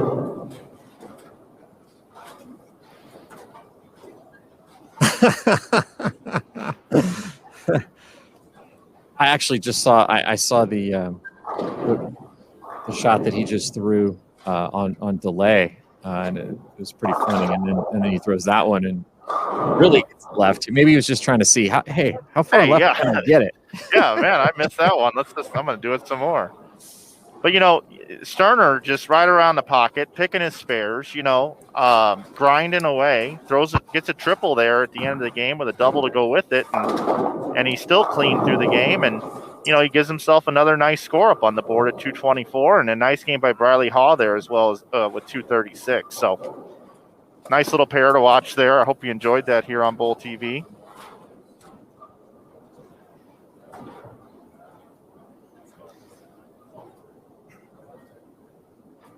I'm gonna bring it back into the booth as we wait to get going here on our next pairs, as we don't have much play here in front of us right now.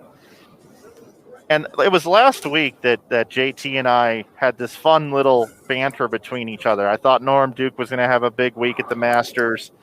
He thought Chris Barnes was going to have a big week at the Masters. And come to find out, both players did have really nice weeks. And they met each other, and it was Barnes defeating Duke. And this thing that JT and I have together, I think we just have a thing for the legends of the game.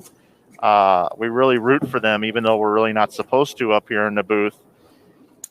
And Norm Duke winked at me in practice during the Masters, and I really thought Norm was going to win the Masters. And I'm looking at his score here.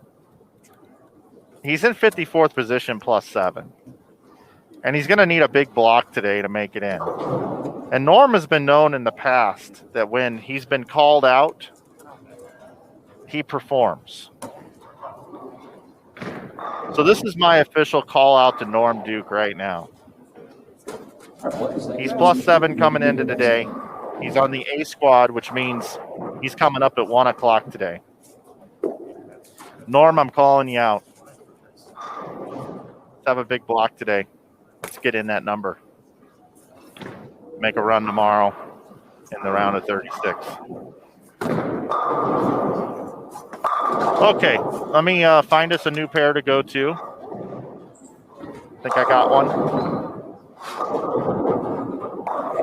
Take a look at our Bowl TV schedule here as I switch the cameras. You see when we're going to be on here for the rest of the week, the rest of our coverage.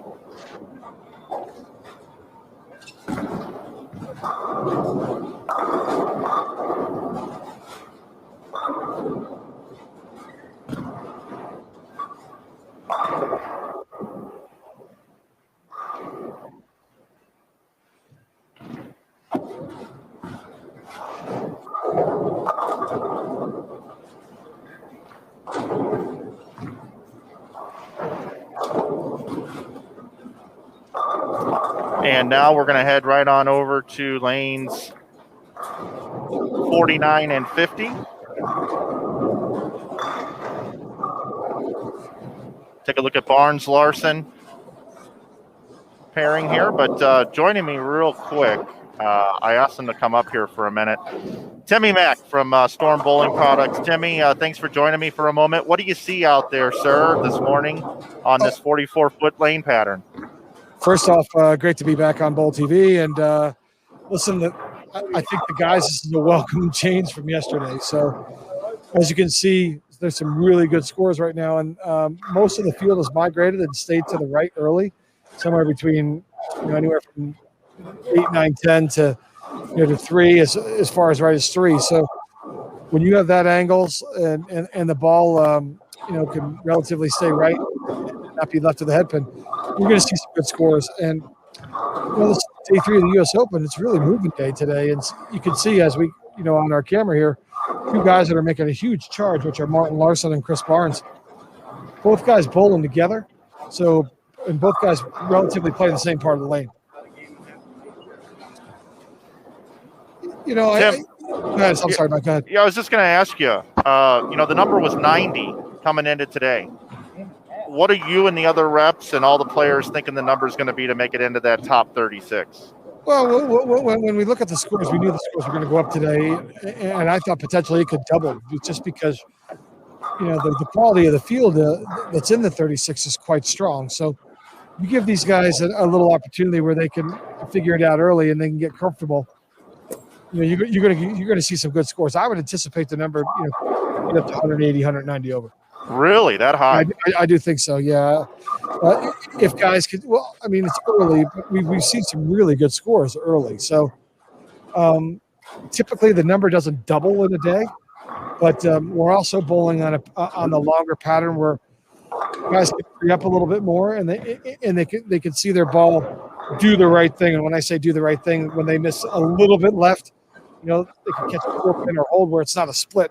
When they miss a little bit right, if their speed control's right, they can maybe hook and catch a wally shot, wally strike. So, guys, when I look at and again, you're talking about the U.S. Open, the best bowlers in the field. So when you look at the pace, and some of the guys have really put some good numbers up. I mean, Tony Sambuano shot 760 the first 3 games. Yep. He's coming off a great Masters performance. Martin Larson just shot last game just 269. I believe he's 120 or 130 over for the 4 games. And Barnes got off to a super great start with 5-0 the first 2. So and has continued to that onslaught. He just shot 250 the last game. He shot 275 over. So you're seeing some guy and the tournament leader Matt Sanders. You're seeing some guys really make a push moving now. Typically, also what happens when you see guys striking is why the number may not double is because guys like to scoreboard watch a lot. They scoreboard watch a lot, and if the guys are able to just keep things in perspective and keep things in front of them and stay in the moment, potentially skyrocket. No, it's moving day. I probably should take some other factors into play. I wish I was bowling, basically, to be honest with you. Yeah, today. I know you do. I wish I was bowling, but yesterday I'm glad I wasn't bowling. But today I wish I was bowling. Hey, I'm not going to keep you too long because I know you got a job to do, but I just have one more question for you. And it's kind of the hot topic that everybody likes to talk about the most, which are the bowling balls. And obviously you deal with the bowling balls. We've seen a lot of urethane going down the lane the last couple of days. I'm noticing a mixture of urethane and migration into reactive resin here on this particular squad. Is that a fair assessment? What's going on with the bowling balls? Yeah, I think it's a great assessment. When you look at the 36 bowlers that bowled, only 3 guys used urethane game 1, and one of the bowlers got out of it immediately. So I do know Jason Sterner has used urethane early, and he's well up in the leaderboard there. Again, another guy coming off a great Masters performance. If you just to get off the trend of the question of the balls, Mike, if you look at the guys that have bowled great in the Masters, they're bowling really good here too. A lot of the guys have carried it over. So right now we've got a lot of our staff. They use some stronger balls early, some the bigger asymmetrical balls that have gone down lane. We've seen a number of other guys use a lot of the stronger symmetrical balls. So we're fortunate that we have a really good line, a good mixture of balls, top to bottom. So we feel ready to combat the lane changes and the dynamics that we're going to be faced with today. So it's going to be a fun day for me and our team as reps. I think it'll be every day stressful, but maybe a little less stress than today, just because the scoring environment seems to be a little bit higher. Thank you, Timmy. We appreciate the time. And if you get any other nuggets for us or something you'd like to share, the booth is open for you. Appreciate you guys. Keep watching us on Bowl TV, and thanks for tuning in. And Mike, thanks for having me in the booth. See you guys. Thanks, Timmy. It's Tim Mack from Storm Bowling Products. Not only is it great to have him come by and drop some knowledge, it's great to be around him at these events. He's a breath of fresh air and has done a great job being an ambassador for bowling over the years and continues to do so now. So Storm's got a good one with Timmy, that's for sure. Nice opportunity here for a little reset. 2021 U.S. Open here from Reno, Nevada at the National Bowling Stadium. My name is Mike Flanagan, and I'm joined by Jason Thomas and some of the reps throughout this block. Aaron Smith and Matt Canizero are on assignment this morning, so it's a pleasure to bring you this bowling. We're honing in here on Rhino Page, Martin Larson, and Chris Barnes. We've kind of been following these guys as a featured pair throughout this block, putting up some big numbers here. These three guys looking to make it into the cut. Cut is the top 36 here today. Again, just to remind everybody, we will be back today at 1 p.m. for our A squad, and then again at 6 o'clock this evening for B squad. And Tim Mack just announced on the air, he said he thinks that the number could double today to go to plus 180. That's his prediction, plus 180. If you want to take a look at the standings, you can see them over on bowl.com. And looks like we got standings after 19 are still up. We'll have a score update here shortly after 20. Hello to Rebecca, Chris, Kim, Jake, Scott, Joe, everybody here in the chat. We've been trying to keep an eye on that as well, as we have an interactive presentation here on Bowl TV.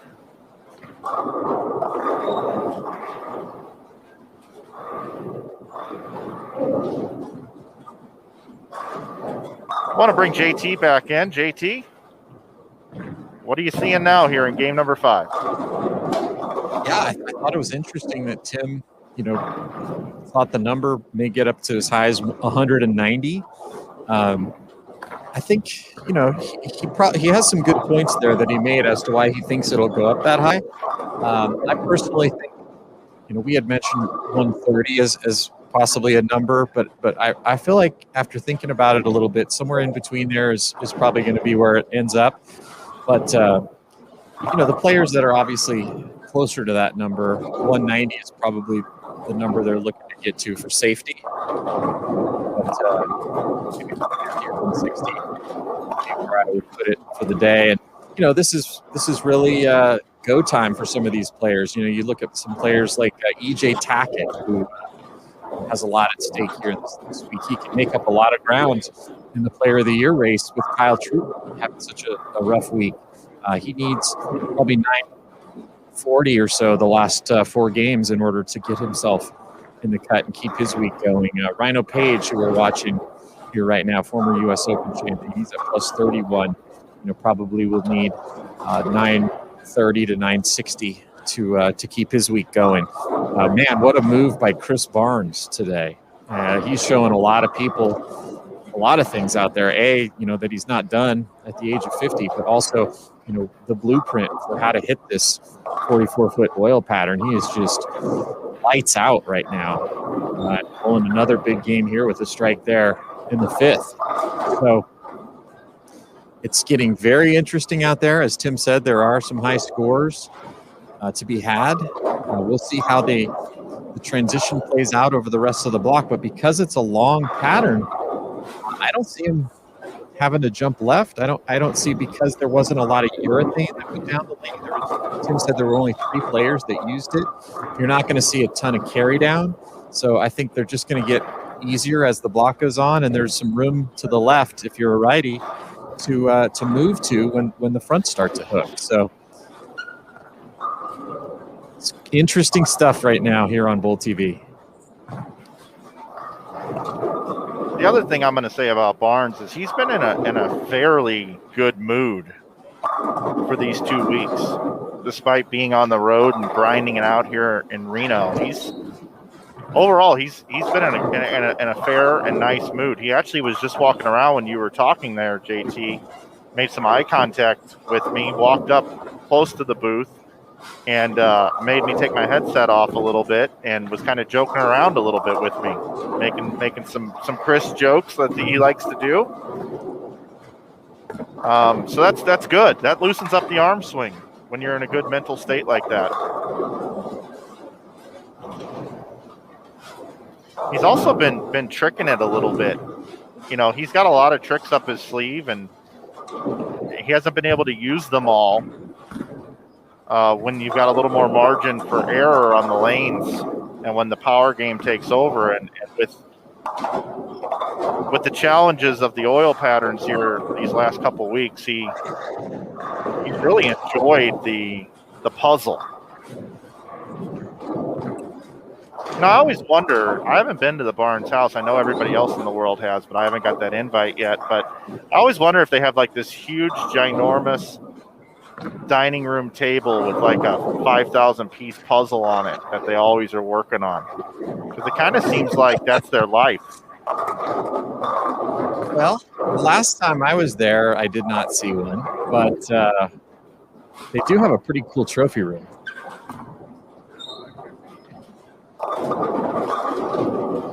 And they have a pretty cool basketball court in the backyard. And the pool. Yes, the pool as well. Yeah, and the pool, I understand the pool was paid for by all the drinks that Chris refused to pay for and pick up the tabs over the years.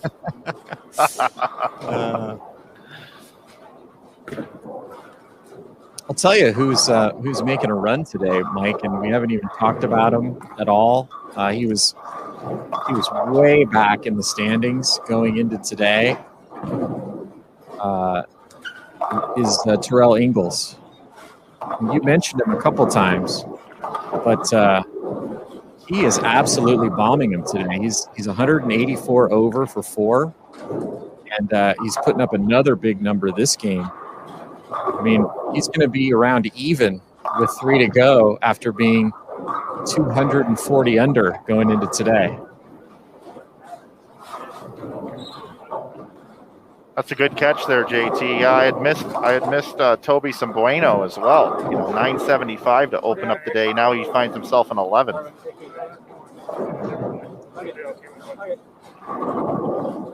Standings are updated over on bowl.com, everybody, if you want to take a look.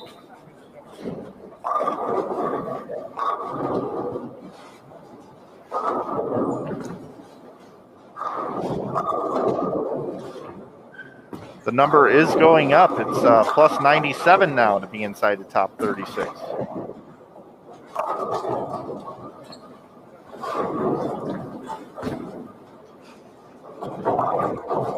So up 7 pins through 4 games. It's not that much, though. No.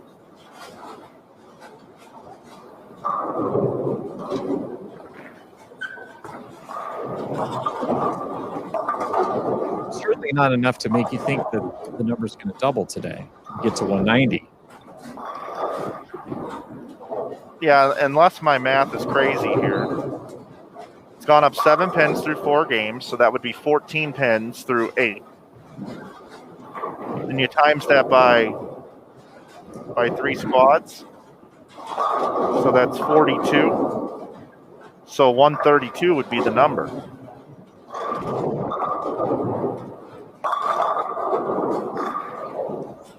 And we said plus 135.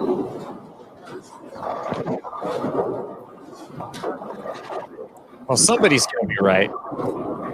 I personally like somewhere in between that as my number, but still need to see how the lanes transition and how much score is available these last couple of games. But it certainly looks like they're still going to be able to hit them for the rest of this block.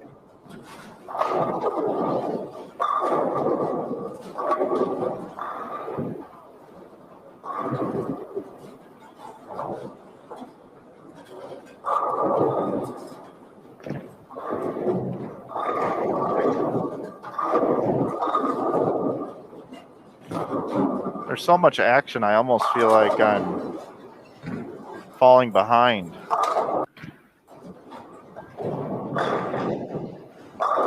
Tom Burns, 254. Rasmus Edval, 269. Michael Rubin, possible 279, and that's all on the same pair, 37 and 38. My goodness. Maybe Tim's right. Tyrell, 224. Keplinger, 224. Martell can still get to 212. Dick Allen, 198. Brandon Novak, 235. Nick Crummell, struggling this game, going to be in the 170s.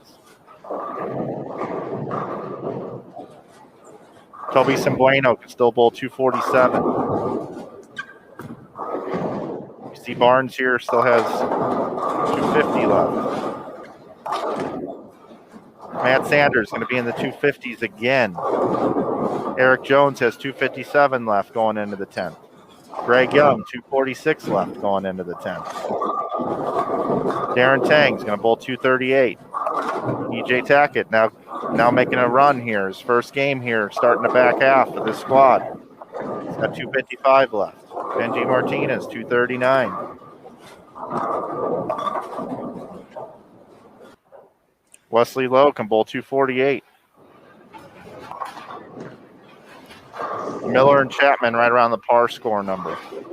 Just gave you another option here, Mike. If you want to bounce back and forth, just check in on Brad Miller.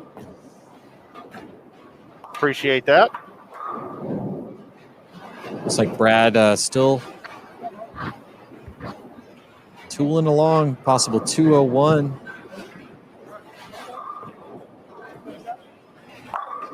He's been steady all week, just hasn't really shot any low scores and hasn't really shot any huge scores. He's just kind of cruising along. Steady Eddie.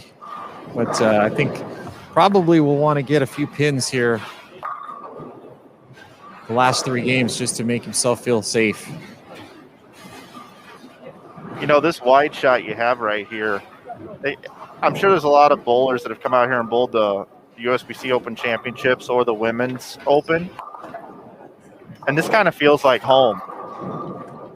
Looking at this shot, being able to see the National Bowling Stadium, all the scoreboards up there that have been here ever since it opened. Big, tall ceilings in here.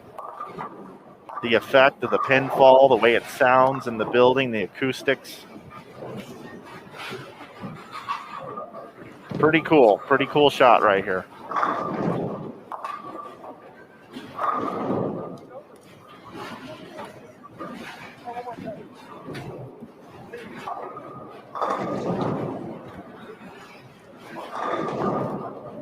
Talked about at the beginning of the Masters, but the NBS, the National Bowling Stadium, had a little bit of a makeover here last year. Removed most of the grandstand seatings. There's still 2 rows high up. Opened up the concourse. New pro shop area. A little bit of a new color scheme in here. It's got some teals, aquas, you may want to call it.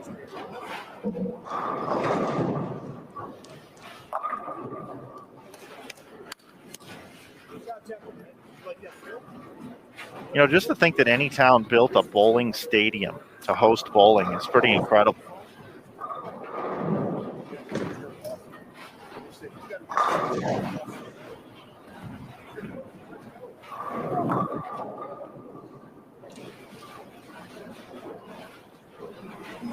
Arguably the most famous match to ever take place in a National Bowling Stadium came back in 1996. When Big Ern McCracken took on Roy Munson. Chris Schenkel was on the call.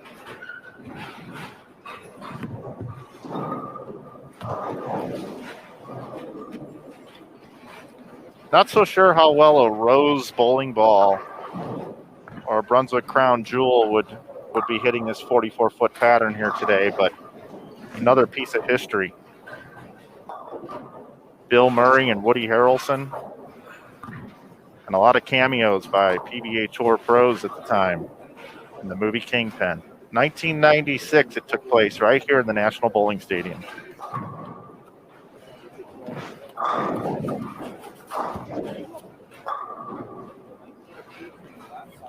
$25 ago. Whew, time flies, doesn't it, everybody? If you don't stop and look around, you might just miss it.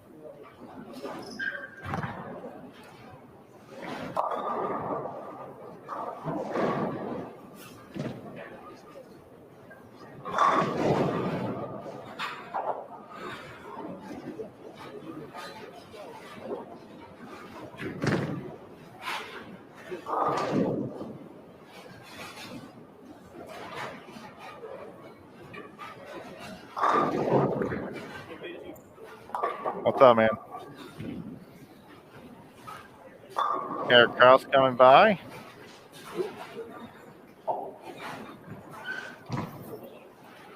The booth, say hello.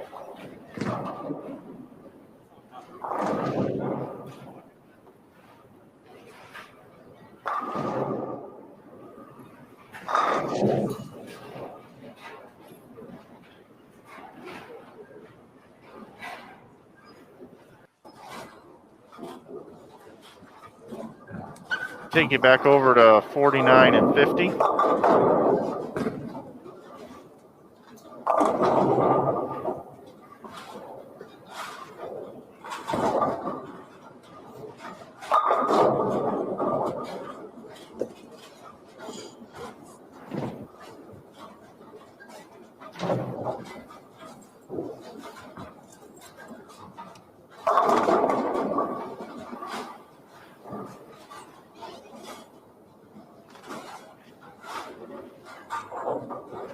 So another great game here by Chris Barnes. Martin Larson 200, Rhino Page 182. Rhino's going to need a big set here the last three. 245 for Barnes.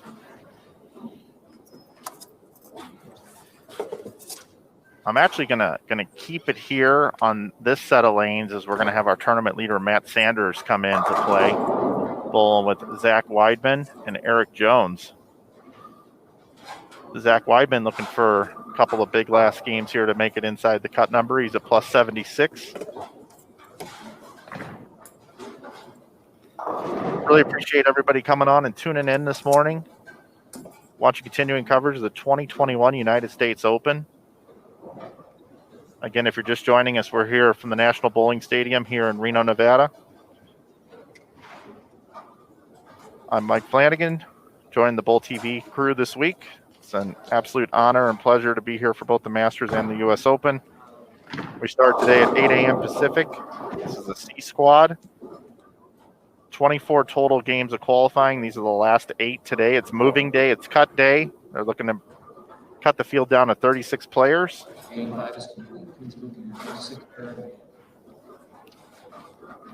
Oil pattern today looks brutal, 1.45 to 1 ratio, 44 feet in length, very flat, yet we're seeing some really nice scores bowled today. Just goes to show these are the best bowlers in the world.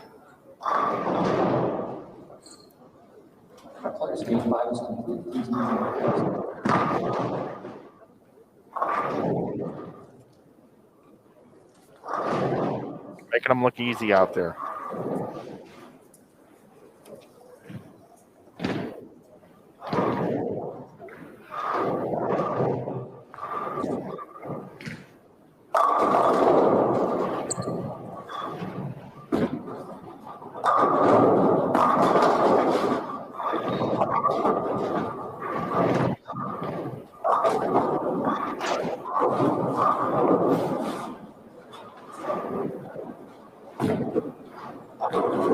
Hello to Scott DeBow this morning.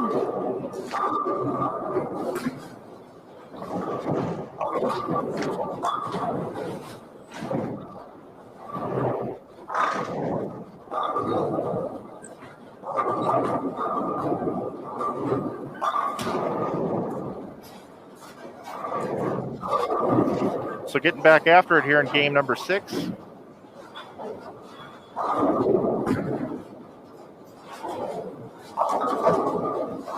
Matt Sanders, after 4, opened up this morning with 961 to move himself to plus 424, which is 49 pins ahead of Jacob Buttriff.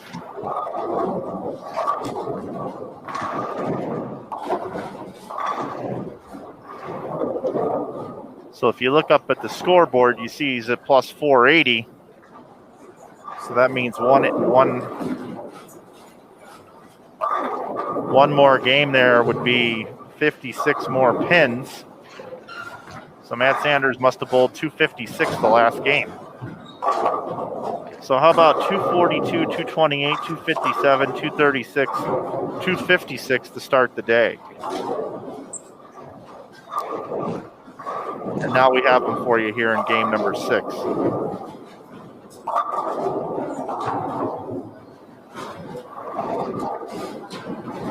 Now this Zach Weidman guy here, he's really busted onto the scene here this year on the PBA Tour, making a show.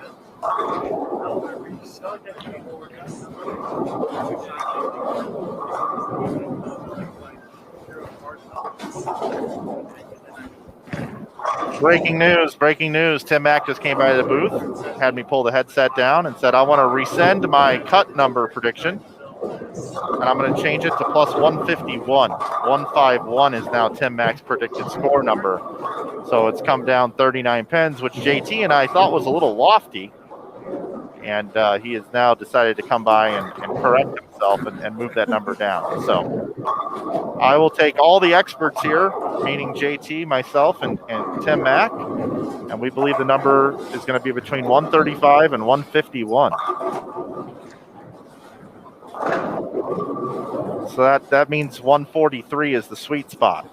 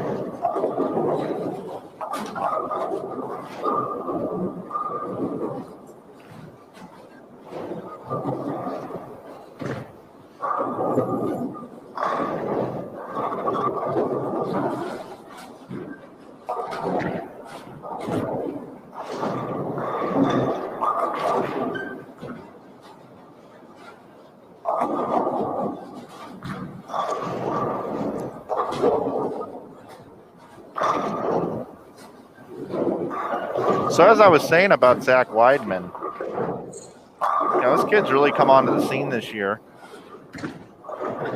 Today he bowled 191, 216, 199, 210. He's at plus 94, or he was at plus 94 coming into this game. He's now at plus 76. So he was in 37th position, just one number outside of the cut line.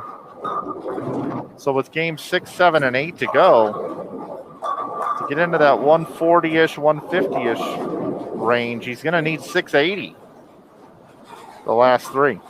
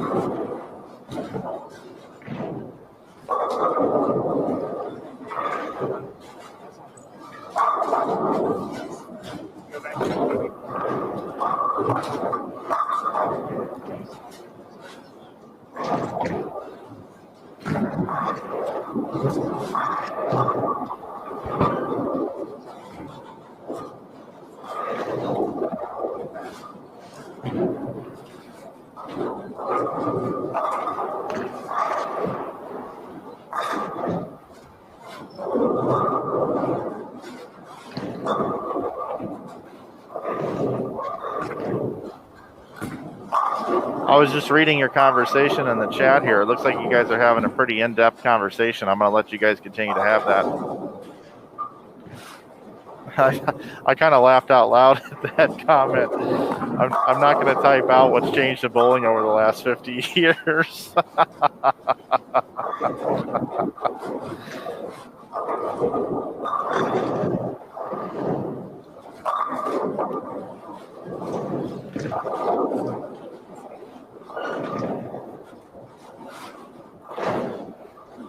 Mike, one guy who's having a big day out there today, he was minus 103 coming into today, is Charlie Brown Jr.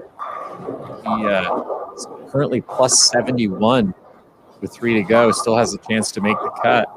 So, as I said, anybody who is basically 100 under or better still had a chance to make a run and get into the cut today. Charlie strike spare strike here in game number 6, probably needs around 680 or so to get himself into the number. So all those players who are sitting between minus 100 and the cut coming into today, and I'm looking at you, Chris Prather, for the fantasy team. You still have a chance to make your way up the leaderboard and get yourself in the cut. Yeah, you were changing cameras, but I full screened myself and looked right into the camera and called out Norm Duke today. Yeah, Norm I'm sure watching very closely, and I could see him shooting a big number today. Yeah, he said he watches Bull TV. I was happy to hear that.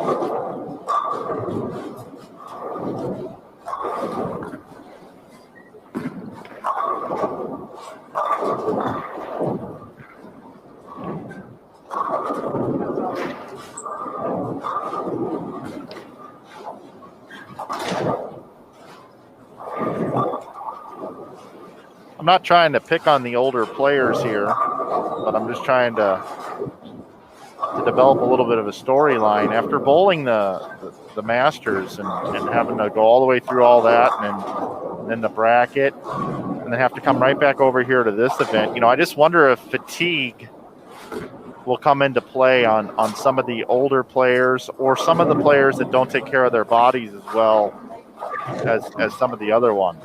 This back-to-back majors, grueling long formats, the mental grind as well with the patterns that have been developed. How all is that going to factor in down the stretch? And will guys run out of gas?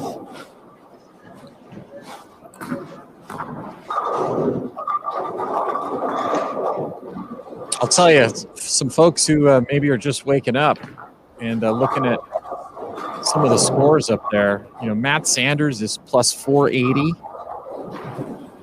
Chris Barnes can get to 410 this game.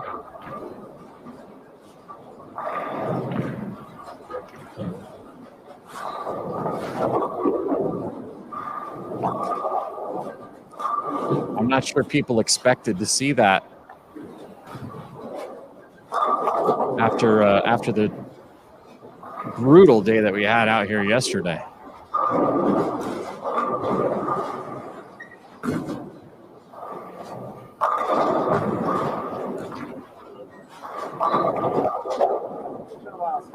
Matt Sanders, we might be looking at our eventual champion right here on our screen. Matt Sanders could win this event. I mean, his ball roll is just ridiculous.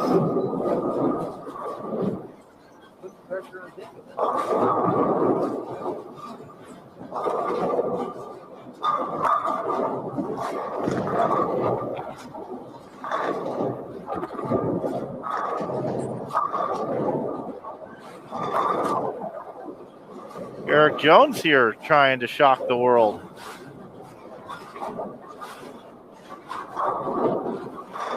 Front 7.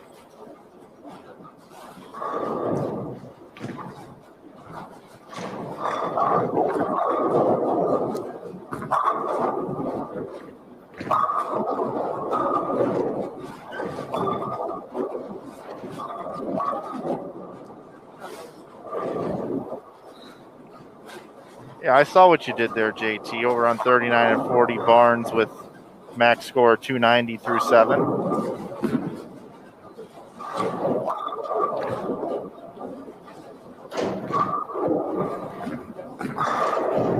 Riley Haw started with the first 6 and then had an open.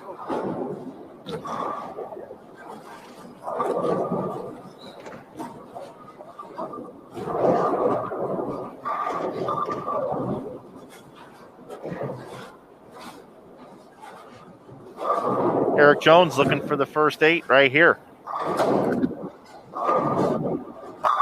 Got it.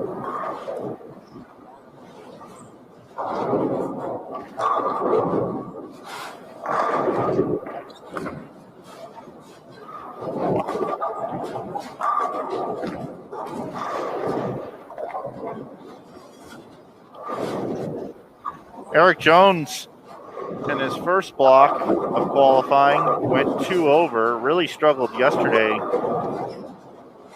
going 182 under. Today he's 83 over through 4.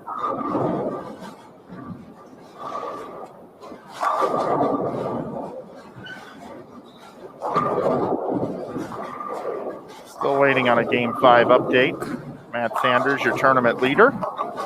Oh, that ball really duck hooked onto the head pin for multi-pin spare here.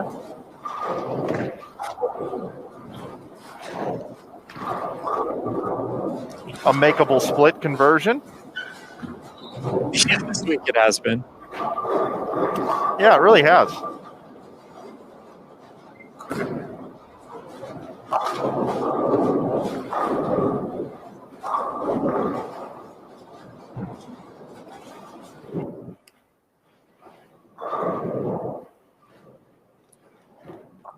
Just a quick little jump here. We mentioned Chris Barnes and Martin Larson. I'll hop him back over here for the front 9 real quick. Sorry about that. He's got it. We'll stay here. I was just trying to give you options, Mike. I do. Without looking at the scoreboard, apparently.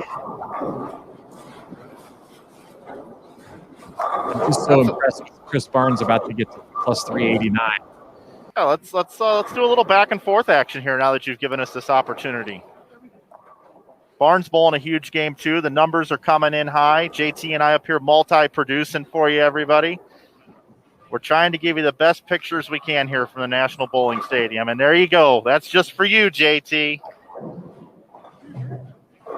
You mentioned he did the bobblehead thing. Did you see that? He did. He did. Yeah.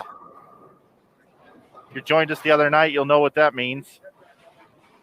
And you said Rhino Page is going to need like 960 the last 4. You reported that before last game. He's at plus 13 now. So this is a big 10th frame for Rhino, I would say. Push. Yeah, that looked right at target, right off his hand.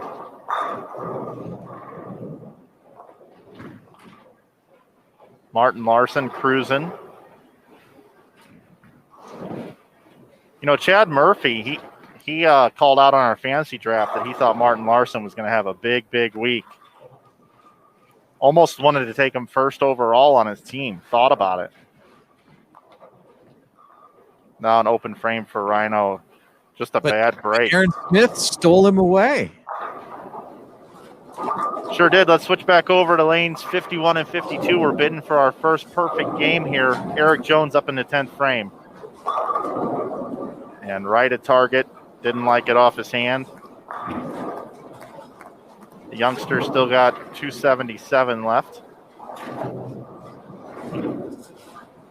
Take that back, 276 left.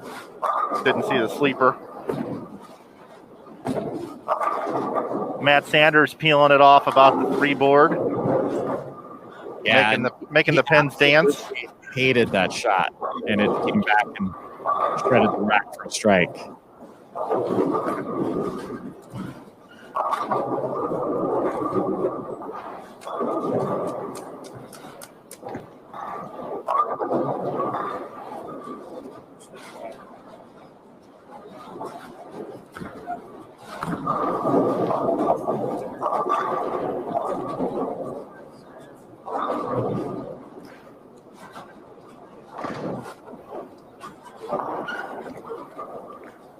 So we'll see if Eric can finish it out here with 276.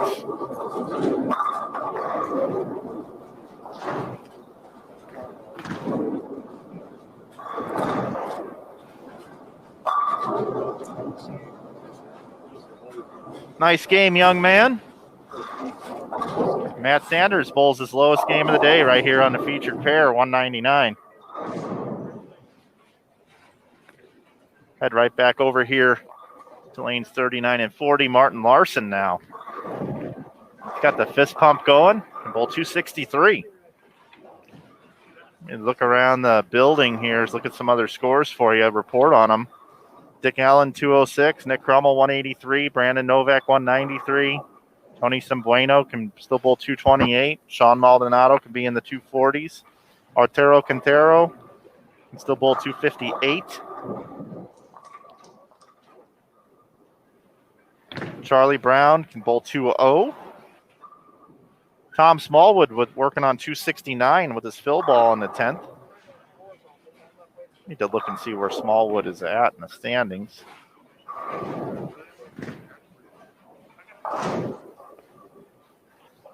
Smallwood 64th at minus 22 after 4. Of course, we're in game 6 right now. Martin Larson, a beautiful 263.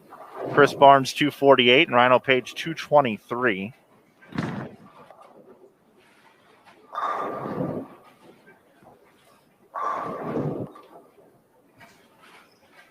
Bring it back into the booth. Thanks for joining us, everybody. Mike Flanagan back with you here from the MBS. I'm looking at my live scoring here, which you can do over at bowl.com. Brad Miller, 236. AJ Chapman could bowl 255. Nice comeback here this block for AJ. EJ Tackett still not being able to get a big number out there. 205 is all he can bowl. 213 for Darren Tang. Kyle Troops had a nice rebound here today. 225 this game. Bradley Haw, 224. Ryan Lakota, 219. Jason Sterner can bowl 235. No surprise there as Sterner continues to roll here. Michael Martell struggles a bit, 161. He's had an up and down block. Kind of taking you around the horn here from the MBS.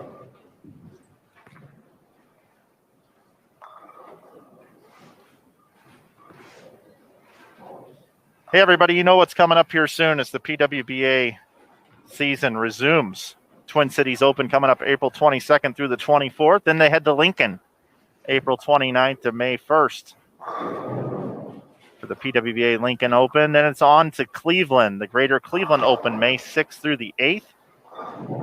Then USBC Queens, right back here at the National Bowling Stadium, May 12th through the 18th. You can get the entire Bowl TV live season of the PWBA coming up here for just being a subscriber, whether if it's monthly, you can do the passes, or you can take advantage of our super promo that we're running right now. $49.95 gets you a year of Bowl TV, a very special offer. This offer is over on Sunday. So if you're not subscribed for a year, we certainly would appreciate you coming over and joining us for the PWBA season amongst all the other coverage here on Bowl TV. Not really seeing a whole lot of action out here on the lanes yet.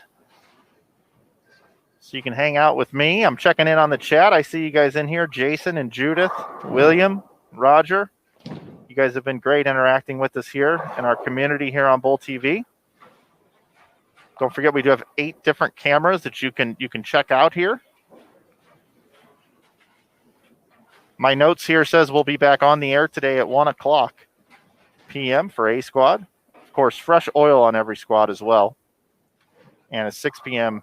B squad. We're looking to make it down to the top 36 bowlers.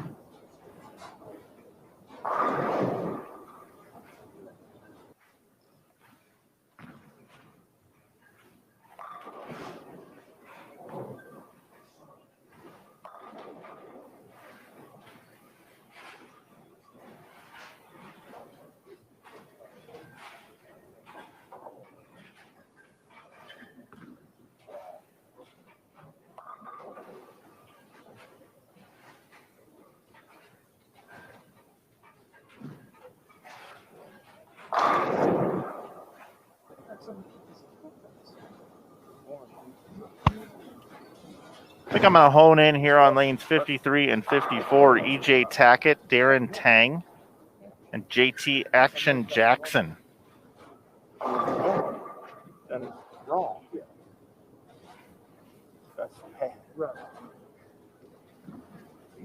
The squad has just absolutely flown by here this morning. We started at 8 o'clock. Time is now 10:22. 2 hours and 20 minutes to bowl 6 games.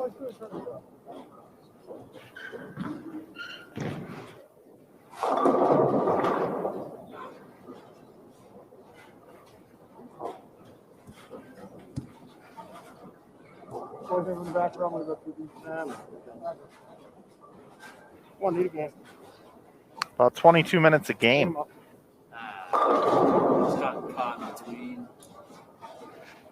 Pretty good except for those 2 shots.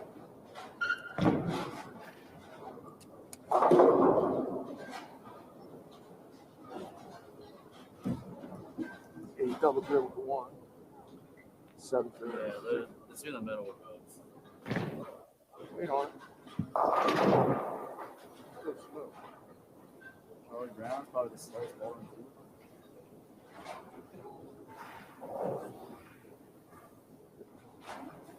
You can pick up on some of the audio between the ball reps and the players here, as we have so many microphones on so many different cameras. I was just listening in there on Darren Tang and Jim Callahan talking to each other about Darren's attack in game number 7 here. Darren Tang plus 156, I believe, is that number up there. It might be 155.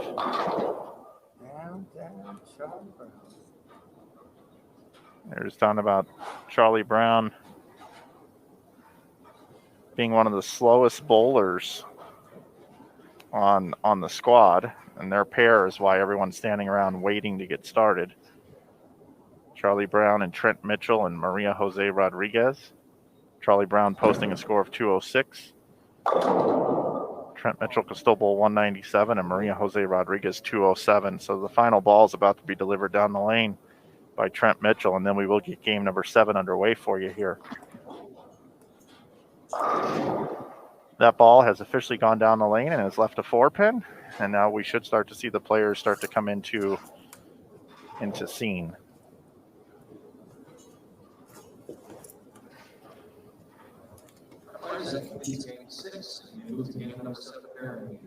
The official announcement has just come on from Damon Sirocco.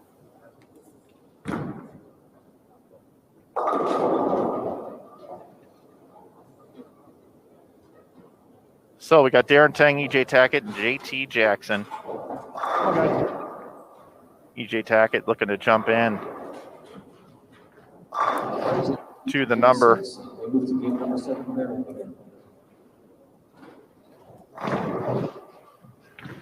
Looks like EJ is plus 89.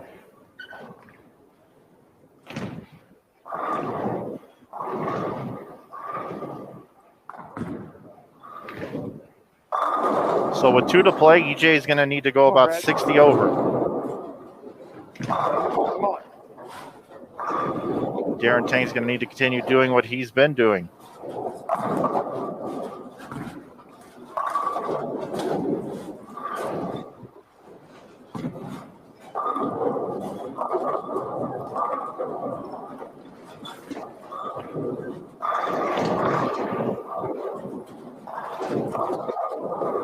Live scoring seems to be working just fine on my machine right here. And we had a couple questions about that in the chat I just saw.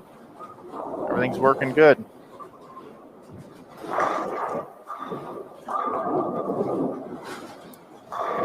So here's EJ Tackett. Again, needs 50 or 60 over to get within the number, and that's a good start for EJ. Jason Thomas, would you mind sparing me for a couple of frames? Yes. Everything's good? Yes, it is. We've got a number of players here who are fighting the last couple of games to make the cut. We've got Brandon Novak. He's at plus 96. Nick Allen has a chance at plus 34 right now. Sean Maldonado is plus 48.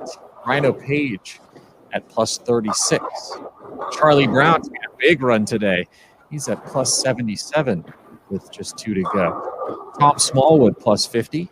Greg Young Jr. plus 32. Solomon Salama plus 121.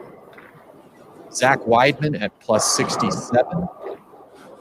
Darren Tang just needs a couple of solid games to get himself in. He's at plus 155. We're watching EJ Tackett, of course, at plus 89.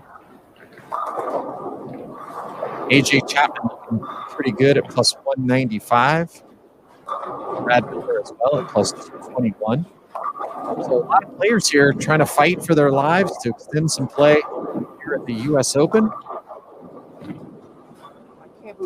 But this one here that we're watching, EJ Tackett, as far as player of the year implications, could be huge because Kyle Troop is not going to be moving on. He's really struggled here this week. And one of the most amazing facts is that Kyle Troop's never made the cut here at the U.S. Open. And that streak will continue. I really thought that was going to change here this week. But, he's really had a rough time.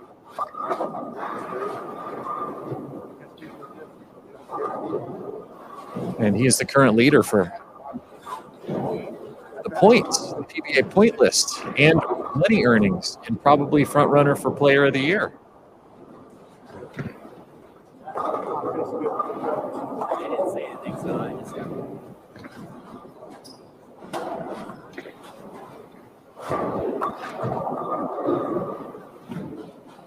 It's a little bit of an issue here on this pair. So while we're waiting, let's jump over.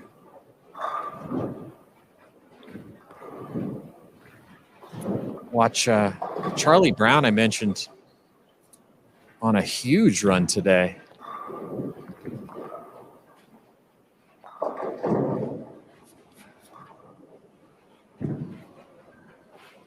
Charlie started the day at minus 103, and he's brought it all the way back to plus 77.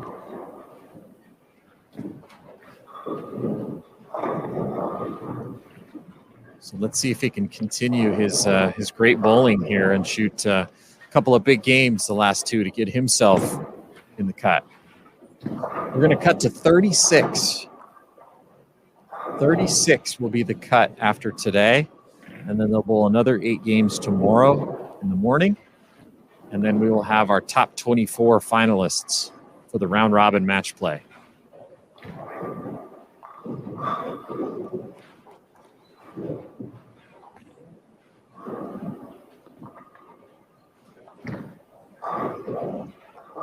Chris Barnes put up another big game last game to get to plus 368.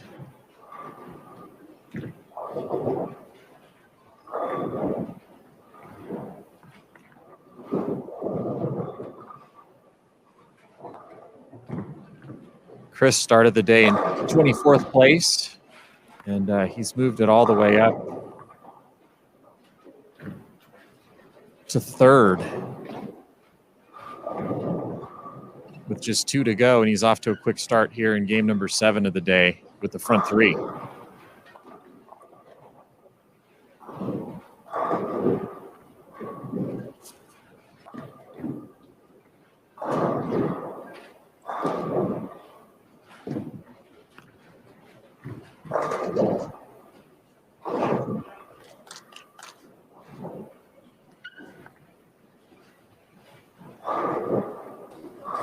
Shot there from Jose Rodriguez. Reminder that the PWBA Tour will start back up again April 22nd, right here on Bull TV. It's your only way to watch the PWBA Tour. And if you're interested in watching the PWBA Tour, we've got a special offer that's going right now. Only good until the end of this week. Bull TV annual subscription for just $49.95. Regular price $79.95. So if you've liked the coverage here this week at the Masters and the U.S. Open, be sure to get your annual subscription to Bull TV to watch the PWBA Tour, Junior Gold, the upcoming collegiate finals as the season wraps up in college bowling. as well as the new team series, which will launch this fall. Bringing back the old World Team Challenge concept, Bowler's Journal Team Championship Series. Have those events for you here in the fall, so be sure to get your Bowl TV subscription. You don't want to miss any of that. Plus all the fun that we have in the chat.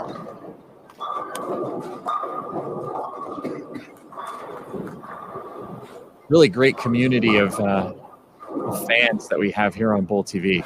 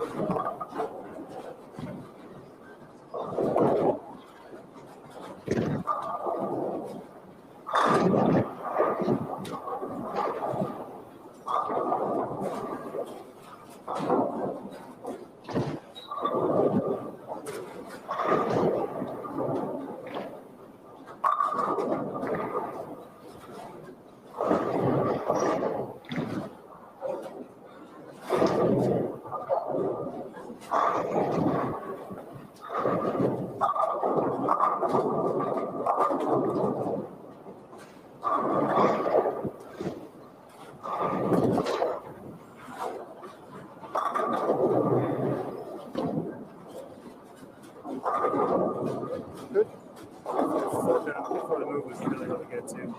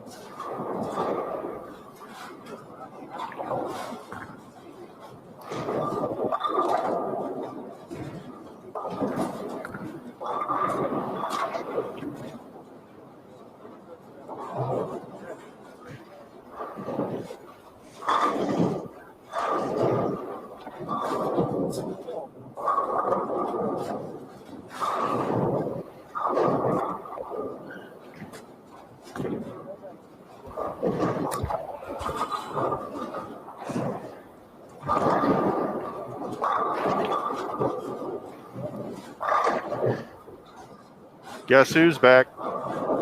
Yay! Back again. Flanny's back. Tell a friend. Guess who's back? Guess who's back? Guess who's back? Guess who's back? Guess who's back? Mike, when you were going through the roll call earlier today of all the folks in the chat, was that a Romper Room reference? No, it wasn't actually. Okay. Do you remember Romper Room? I do. Okay. Okay. Just wanted to check. I dropped a little question in the chat about it, and I didn't see a response, but I'm curious about those things because I like obscure cultural references. Yeah, no, it's kind of like one of those things that, you know, when people pay money for a service and I see them in there chiming along, I think it's just kind of polite to say hello. Because we're here for the people. Built by the people for the people. Well, I thought you were going to go down the whole roll call of the millions of people who are actually watching, and I thought that might be our whole show today. I was going to hire the guy that did the Micro Machines commercials to do that. So it could actually fit in one block. I'm dating myself right now, but... That's impressive. That's two 80s references in the span of less than a minute. Brandon Novak's got a max score of 290 down on 29 and 30, and he's headed into the 10th frame. Yeah, he's one of the players we mentioned who needs a big finish here to get himself in the cut. And, man, after the first day, you would have thought he was dead in the water. I know. And it looks like here with standings update after 22, JT, and I don't know if you already went over this, so if I'm repeating everything you said, I'm sorry. But Novak plus 96. one spot out of the top 36, and a 290, I would say, would solidify himself in there. Yeah, I mean, he shot 85 under the first day, and he was actually more than that. He was more than triple digits under halfway through the block. He got off to just an awful start. 188, 191, 167, 159 his first 4 games of the U.S. Open, and now he's on the verge of jumping into the number. Interesting that the number is 97 now, still 97. Hasn't moved as much as you would think. That's one of the great things about this event. It is a marathon. You know, you start your first 4 games of the Masters like that, you're pretty much done. But here at the U.S. Open, there's a lot of time to make up ground. And I'm speaking specifically to my guy on my team, Chris Prather, right now. Got a lot of time there, buddy. Need a Chris Barnes-like run out of you today. I think if Chris Prather makes that run, it's you guys are in big trouble in that fantasy competition. Wouldn't you say? Yeah, definitely in trouble. Hear that, Chris? And I'm willing to share the $2 bounty that I'm slated to win if that were to happen. So extra motivation for you, buddy.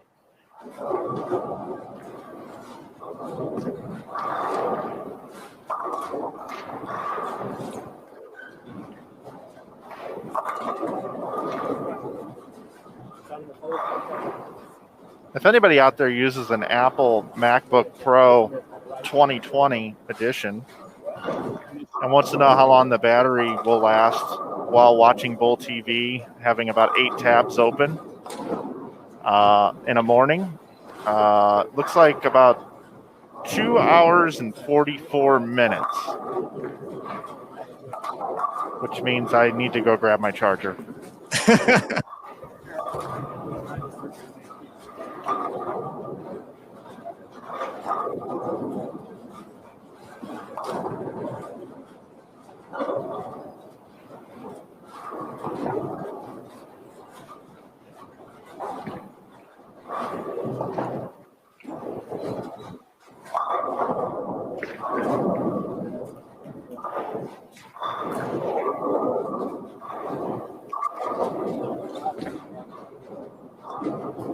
Well, big shot here for EJ. Chance to throw another double.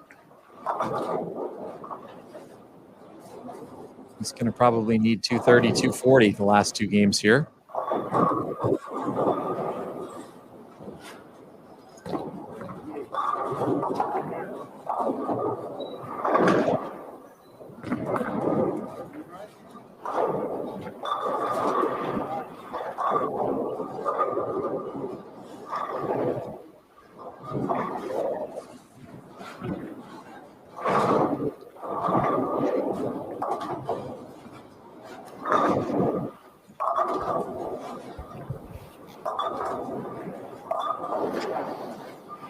That's not going to help.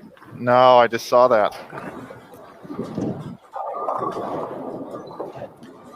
We saw EJ pick up the 3-4 earlier in the block, so this is basically the same spare, just the 10 pin added in.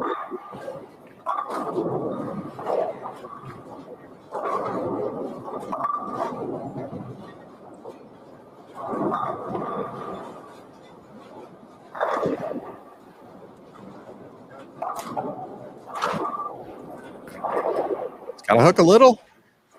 Oh, are you kidding me? How does he not make that? I have no idea.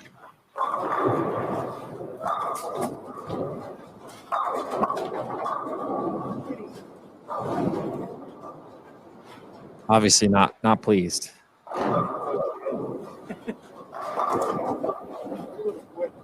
Yeah, it feels. Yeah. I mean, I'm moving through exactly where I wanted to. I thought it was The best EJ can shoot now, 224 this game. Needs every bit of it. just because Kyle Troop's had such a bad event. Kyle Troop 245 this game, so not giving up. Tyrell Engels had 246 that game. Man, he is just bombing him today.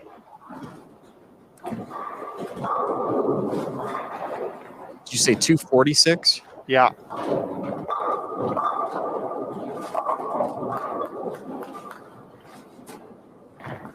Yeah, that gets him to -1.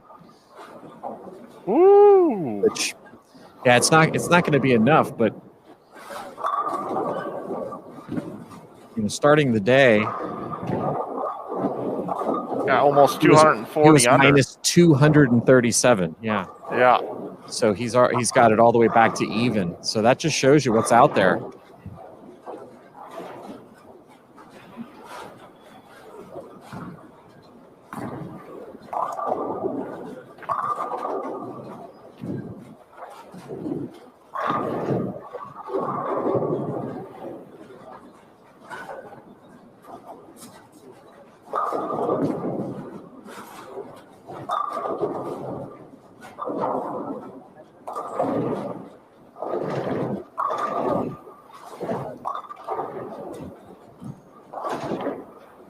I know there's probably a lot of the athletes that are participating in the event that are watching Bull TV this morning trying to get a feel for what the lanes are playing like.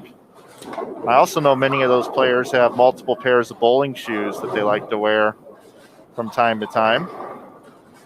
So I just have one bit of advice for you guys and the few ladies that are participating.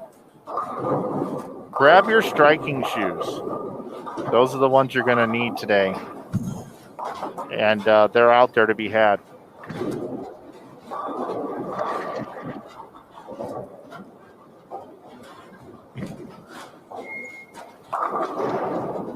EJ, all of a sudden in big trouble.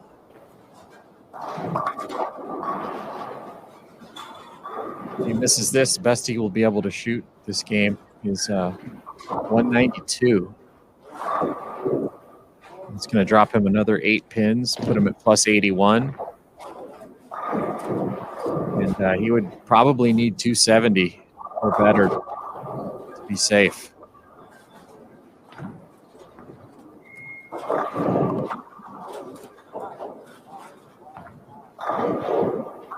If you're a right-hander and you're looking to see the blueprint for how to strike today, watch Chris Barnes. Chris Barnes is putting together a massive block here today. Shot games of 248, 259, 189, 253, 245, and 248. Still has room for 234 this game. And if you're on the left side, Matt Sanders is a pretty good road map for you. 242, 226, 257, 236, 256, and 199. And, just got in the books here in Game 7 with 186, so his low game of the day. But he was already at 479 over. So pretty safe to say he'll be bowling the rest of this week. Yeah, looking at the board here, Sanders, like you said, 479. Barnes was 368. That was after 22. Sterner plus 300 off this squad. Arturo Quintero plus 277. Martin Larson 255. Toby Sembueno 246. Brad Miller at 221. Chapman at 195, which he's had a really weird day. 180, 165, 194, 251, 203, 254.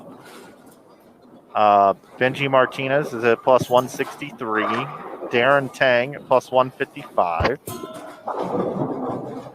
Bowls 200 even here. Solomon is at plus 121. Solomon just shot 203 that game. Yeah, so he's going to need a decent game, I think, to feel safe. Correct. And then you got Brandon Novak at 96. But Brandon, that game, bowled. Where is it? Where'd he go? It just moved. 269. I knew it was a big one. So that's a nice movement there for Brandon. EJ just bowls 187. Not the game we were trying to set up there. EJ was in 41st going into that game. Charlie Brown plus 77 in 44th. Zach Weidman plus 67 in 46th. Riley Haw at plus 54 in 47th. Sean Maldonado at plus 48 in 48th. Smallwood at plus 43 in 49th after a big 269 game. His last game, we get the plus 50 on this squad. So a lot of players can still get in there. Looking around, I want to go to live scoring now. Charlie Brown 222 that game. Maldonado 189. Weidman 193. Smallwood 222.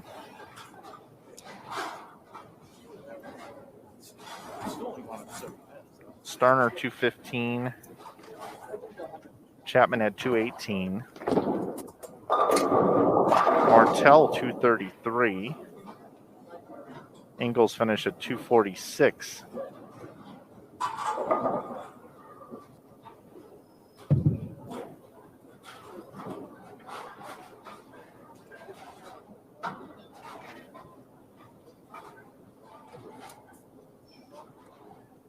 So again, we're thinking between 135 and 151 is going to be the cut number. It's just an early prediction by us. Not enough votes are in to call to state, folks. Not enough votes are in. But that's what we're thinking.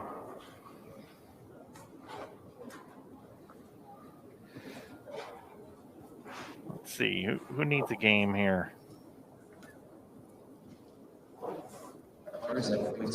Yeah, we've got some major implications here on 51 and 52. I think that's where I'm going to go. I'm going to switch over to here for now, and I'm going to move our pair to 51 and 52. Got three guys trying to get in the cut.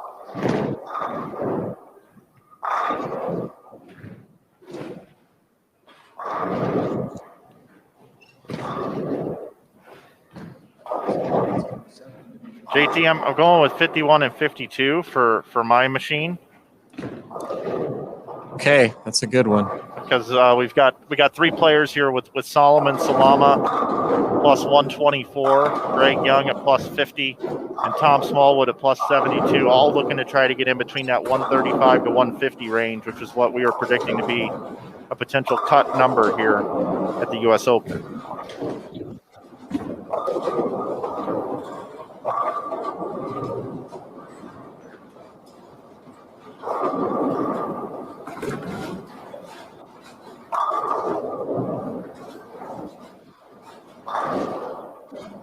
I don't know what other pair looks good. I know there's Chapman down there. I'm going to go with 59 and 60. That's EJ. See if EJ can make a run here. Hey, EJ's at what, 74 now? 76. 76.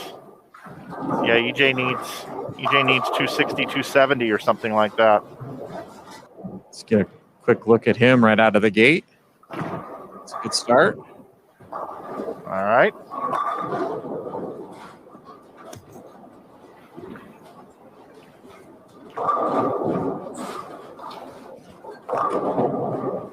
I ran into Kyle Truby for me across the center, and he's just got the hang dog. He's had a rough week here. He's ready to get some time off. try to figure out, how he's going to be able to do better in this event. We talked before the week in our open conversation, and he said, "I've never made the cut in this event," and I'll tell you, I was shocked to hear that, and for some reason, this event has his number.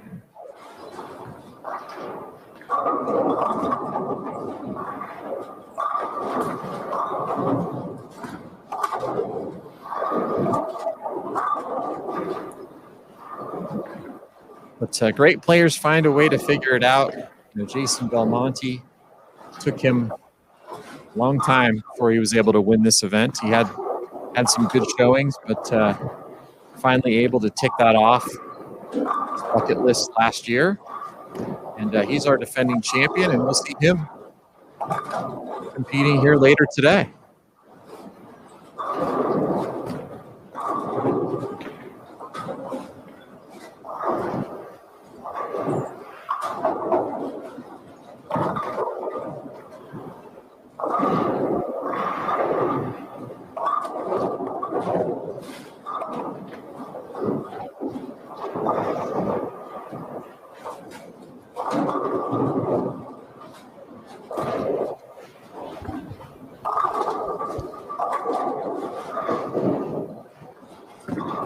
Solomon off to a bit of a rough start here, needing a big game. EJ with the front three will bounce back over to him when he comes up in the fourth. Do or die time for EJ.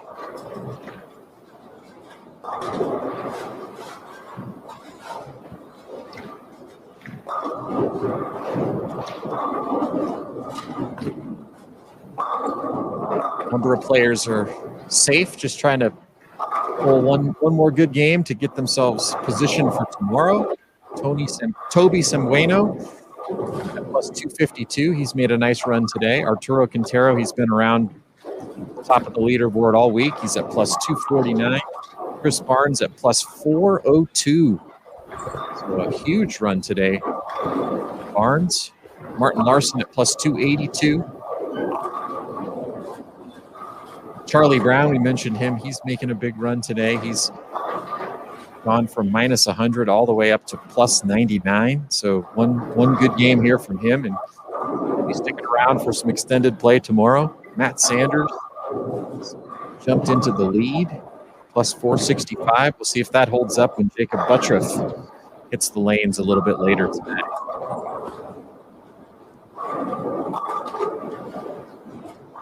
Yeah, if Buttriff continues with what he's been doing each day, and he has a look today, I mean, look for that young man to go soaring past Sanders. I could see him having another big day like he had on day one. Good shot there from Solomon. EJ went 9 spare in the fourth. So still a possible 279 for him, and that's about what he needs, I think, Mike, to feel a little bit more comfortable with the chance going into tomorrow. I agree with you 100%. Let's jump over. He's in the fifth frame here. Must strike time for EJ.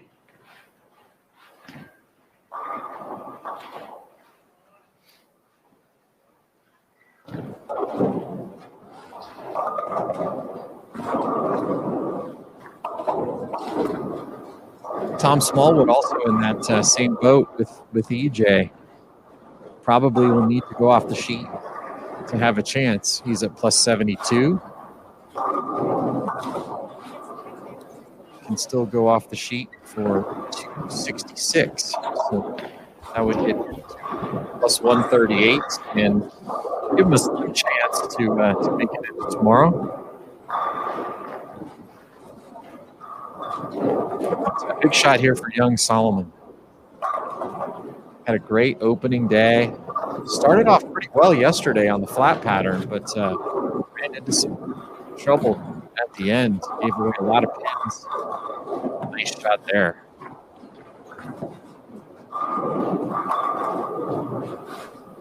That's one that everybody at home should write down in your notebook. And about 10 years from now, when you're watching PBA Tour, you see Solomon Salama. You remember watching him grow up.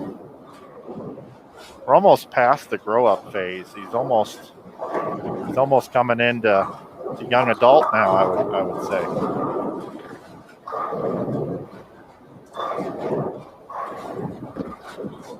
Unless he becomes a world famous engineer, that is. Or musician. Which are both options. Very true.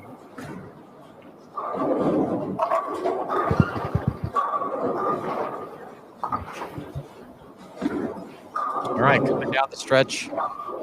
Must strike time for some big name players. Tom Smallwood here.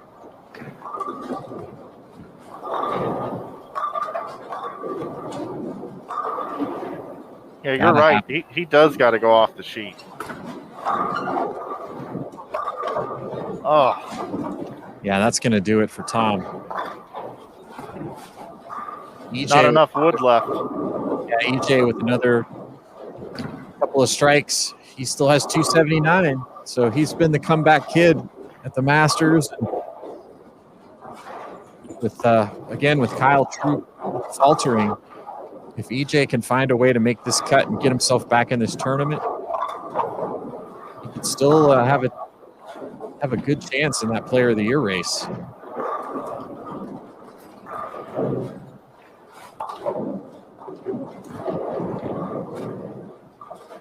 Keep it here for Solomon.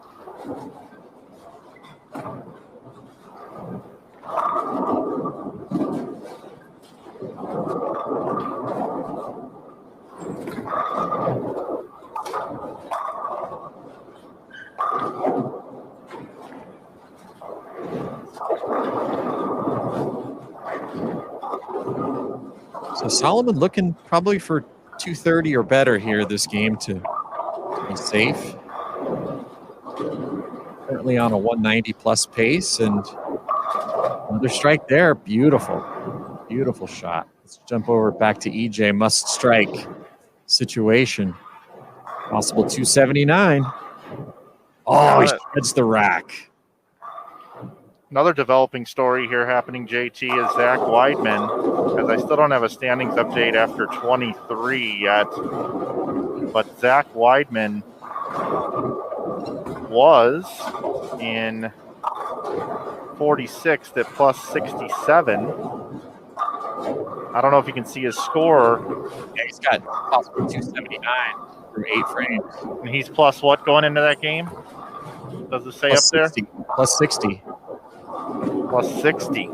That would get him to plus 139. And oh, that's right. That's right. Right on the cusp.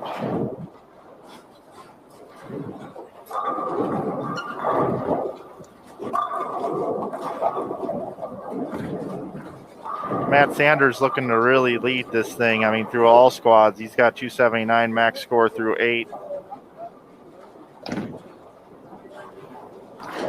Jason Sterner with the front 5 on 67 and 68. EJ Tackett left a 4-pin in the 9th, spared it. So now the best he can shoot is 258. That would get him to plus 134.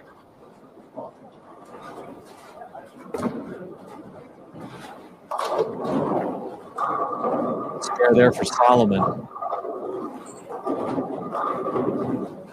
But Solomon's going to need to go off the sheet for 230s. So he's getting into must-strike territory himself.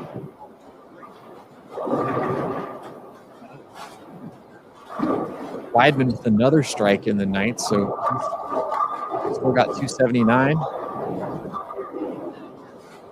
Matt Sanders bowling another big game. He's going to push the lead out a little further and shoot 250.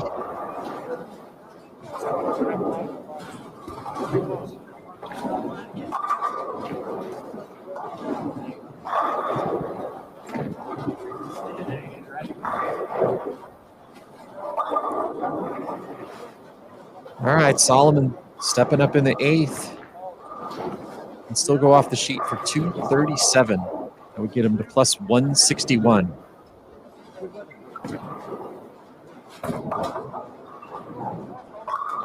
Huge strike. Nice shot by that young man.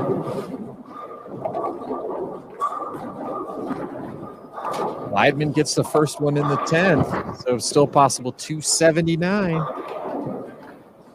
Tim Mack just came by the booth and said, hey, I think I'm going to revise my number again. He says between 152 and 181 now.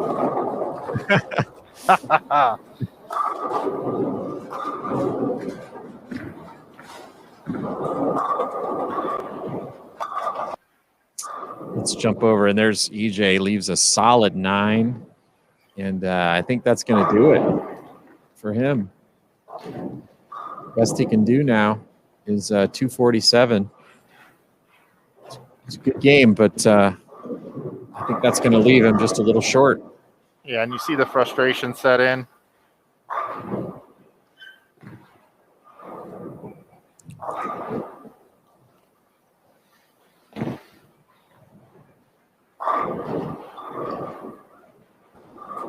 Back over to Solomon. Huge shot here. Strike with the shot. That will probably be the difference between him bowling tomorrow and going home early. So huge must strike here for Solomon. Oh, wow. Oh, he posted it. Fist pump. Got that one a little bit left, I thought, at the break. But it came back high flush. I think he did that on purpose because the last shot he got in a little bit and it didn't roll up and hit kind of weak. And, man, it takes a lot of guts to do that when you must strike. Yeah, he trusted it. Well, Zach Weidman bowled 279 the last game. And he is a plus 139 with that huge game.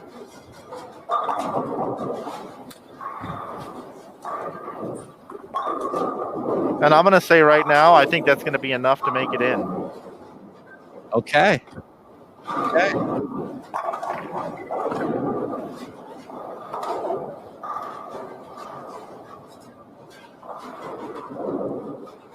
Big 10th frame here for Solomon. 37. Get him to plus 161. You said 139, huh? Yep. Weidman? Yep. Ooh, wow. That could have very well easily have been a 379, but breaks it up, just leaves the 9 pin. And if he can spare this and strike. Yep.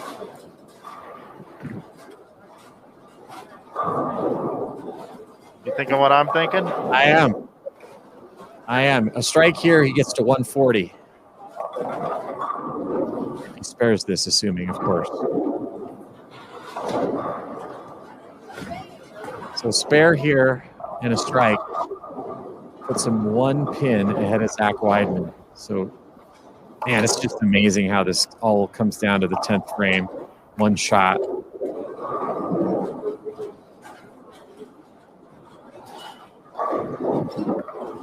I'm kind of feeling like a tie tonight.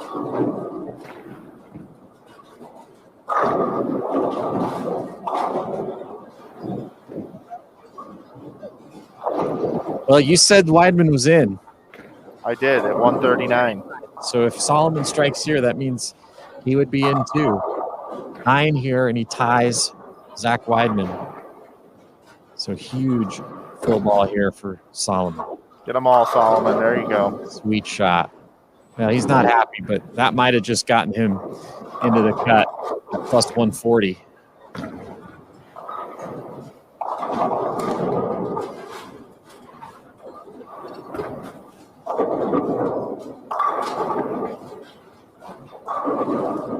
I got a 23-game update. I'm just moving down to the cut area. Solomon was in 31st going into that game. The number moved to 99, Charlie Brown.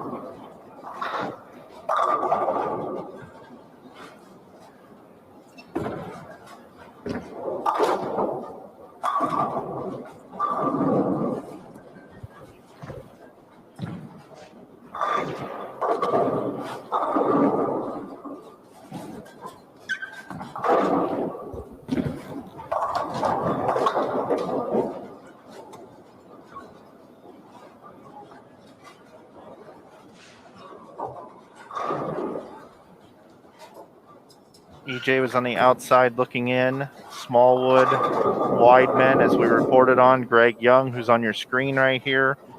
Maldonado. What did Maldonado bowl? Charlie Brown can still bowl 245. Should probably take you there. Exactly what I should do.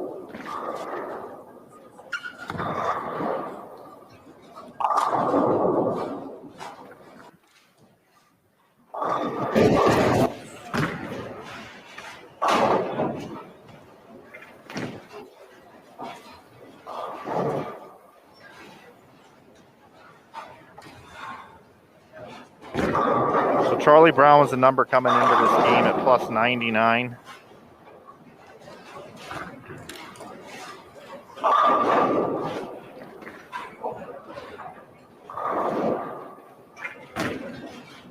He'd still bowl 245.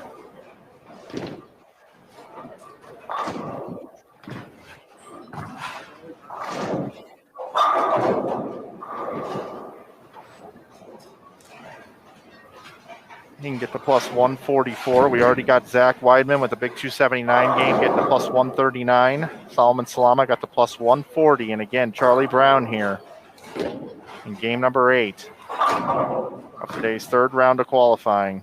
44 foot in length oil pattern, 28 milliliters of oil, 1.45 to 1 ratio. The players have pretty much wrecked him today. They've bowled really well. Charlie Brown. And he knew it. He knew how important that shot is.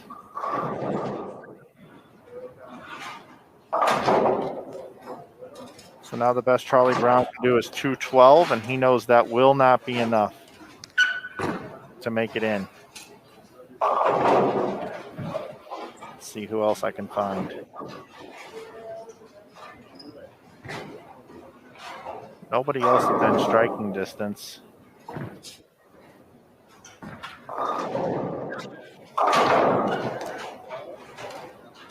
DJ Archer bowled a nice last game at 259. Sterner bowled 268. Sterner was in 4th. He's going to finish at 373 over.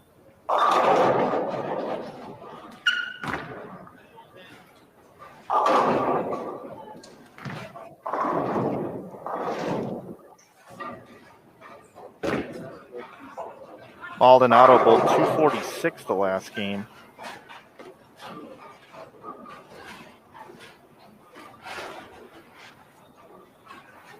We'll put him at 83 over. Not enough, but a good last game by Sean Maldonado.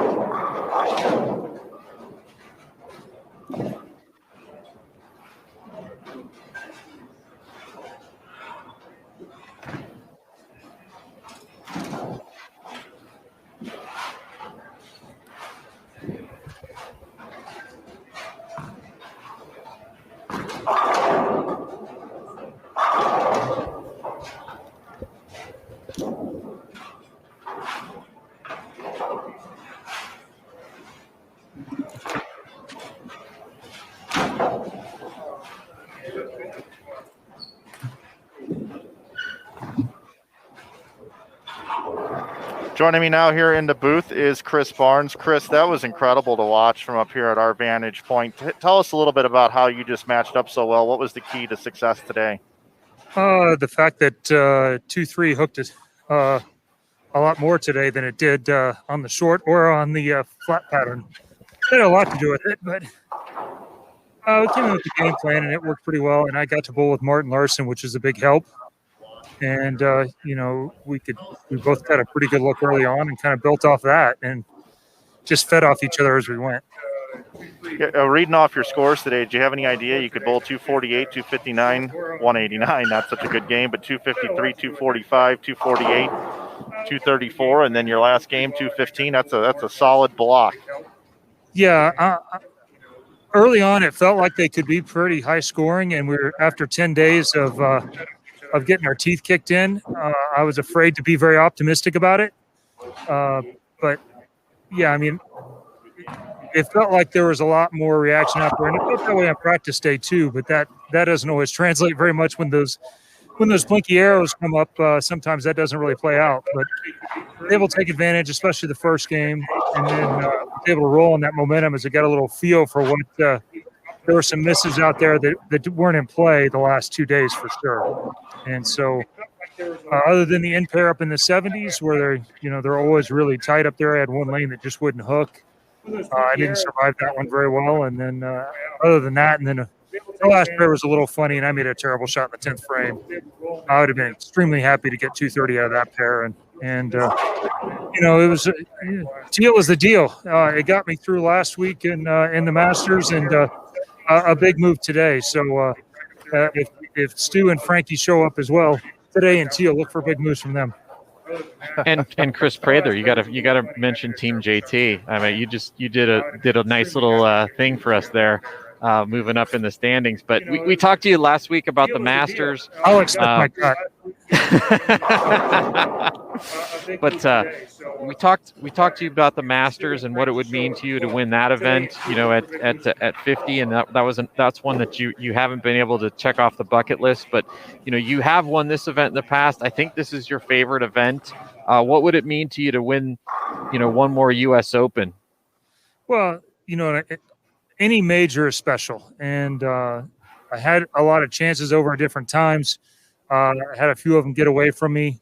And so at this stage, basically, any major is a great, it's a great opportunity that I didn't really expect to have when I was looking back on my career 20 years ago. So, extremely happy to be in the hunt. Somewhere here at the U.S. Open, you always have to have a big block and get yourself in contention. And I think that was my block to get in contention. Now we'll see if I can do anything with it and parlay it. Well, great bowling today, Chris. Thanks for chipping into Team JT in the fantasy draft. I'm sure that was your number one priority today. Well, it was big. I'm kind of pulling for the Beef and Barnesy team to run too. But it wasn't Robert Smith necessarily. It's kind of the best I got. So, we'll leave it at that. Well, I was very impressed. So congrats on a great day today. Hope you get some rest for tomorrow, and good luck the rest of the week. Thanks. I just want to shout out to my sister and my good friend Steve Anderson. They're in a battle right now, and my thoughts and prayers are with them. So great, Chris. Thank you so much. Good luck the rest of the week. Thank you. All right, everybody, that's going to do it for today's broadcast here. Hopefully you enjoyed the action this morning. I certainly enjoyed bringing it to you, along with my cohort partner in crime, Jason Thomas. Jason is actually over here right now. Jason, do you have any final closing thoughts off camera for us? That was fun. I mean, I mentioned it at the top of the show. Today is the start of the Masters Golf Tournament, which nobody's watching, of course, but Nick Hoagland is a big fan of that tournament, and I really love the way he set up the order of the patterns, because today it really gives you the chance to make up ground. The back nine at the Masters is always exciting because you can make up ground that last day, and I really love the fact that today at the U.S. Open on moving day, you can move. You don't have to just hang on for dear life by your fingernails. So it sets up for an exciting day. We saw incredible moves today from a number of players that maybe didn't have any business having a chance to make a move today, made moves and now have a chance to sneak into the cut. Chris Barnes is right there at the top of the leaderboard, made a huge run today. And so I know a lot of the players sitting back watching Bowl TV at home this morning are licking their chops to be able to come out and try to make their moves later today. Absolutely. So everybody, thanks again for watching all of our coverage here from the National Bowling Stadium. For Jason Thomas and the entire crew here at the National Bowling Stadium, we'll see you back today at 1 o'clock for A Squad qualifying coming up here. We'll see you then.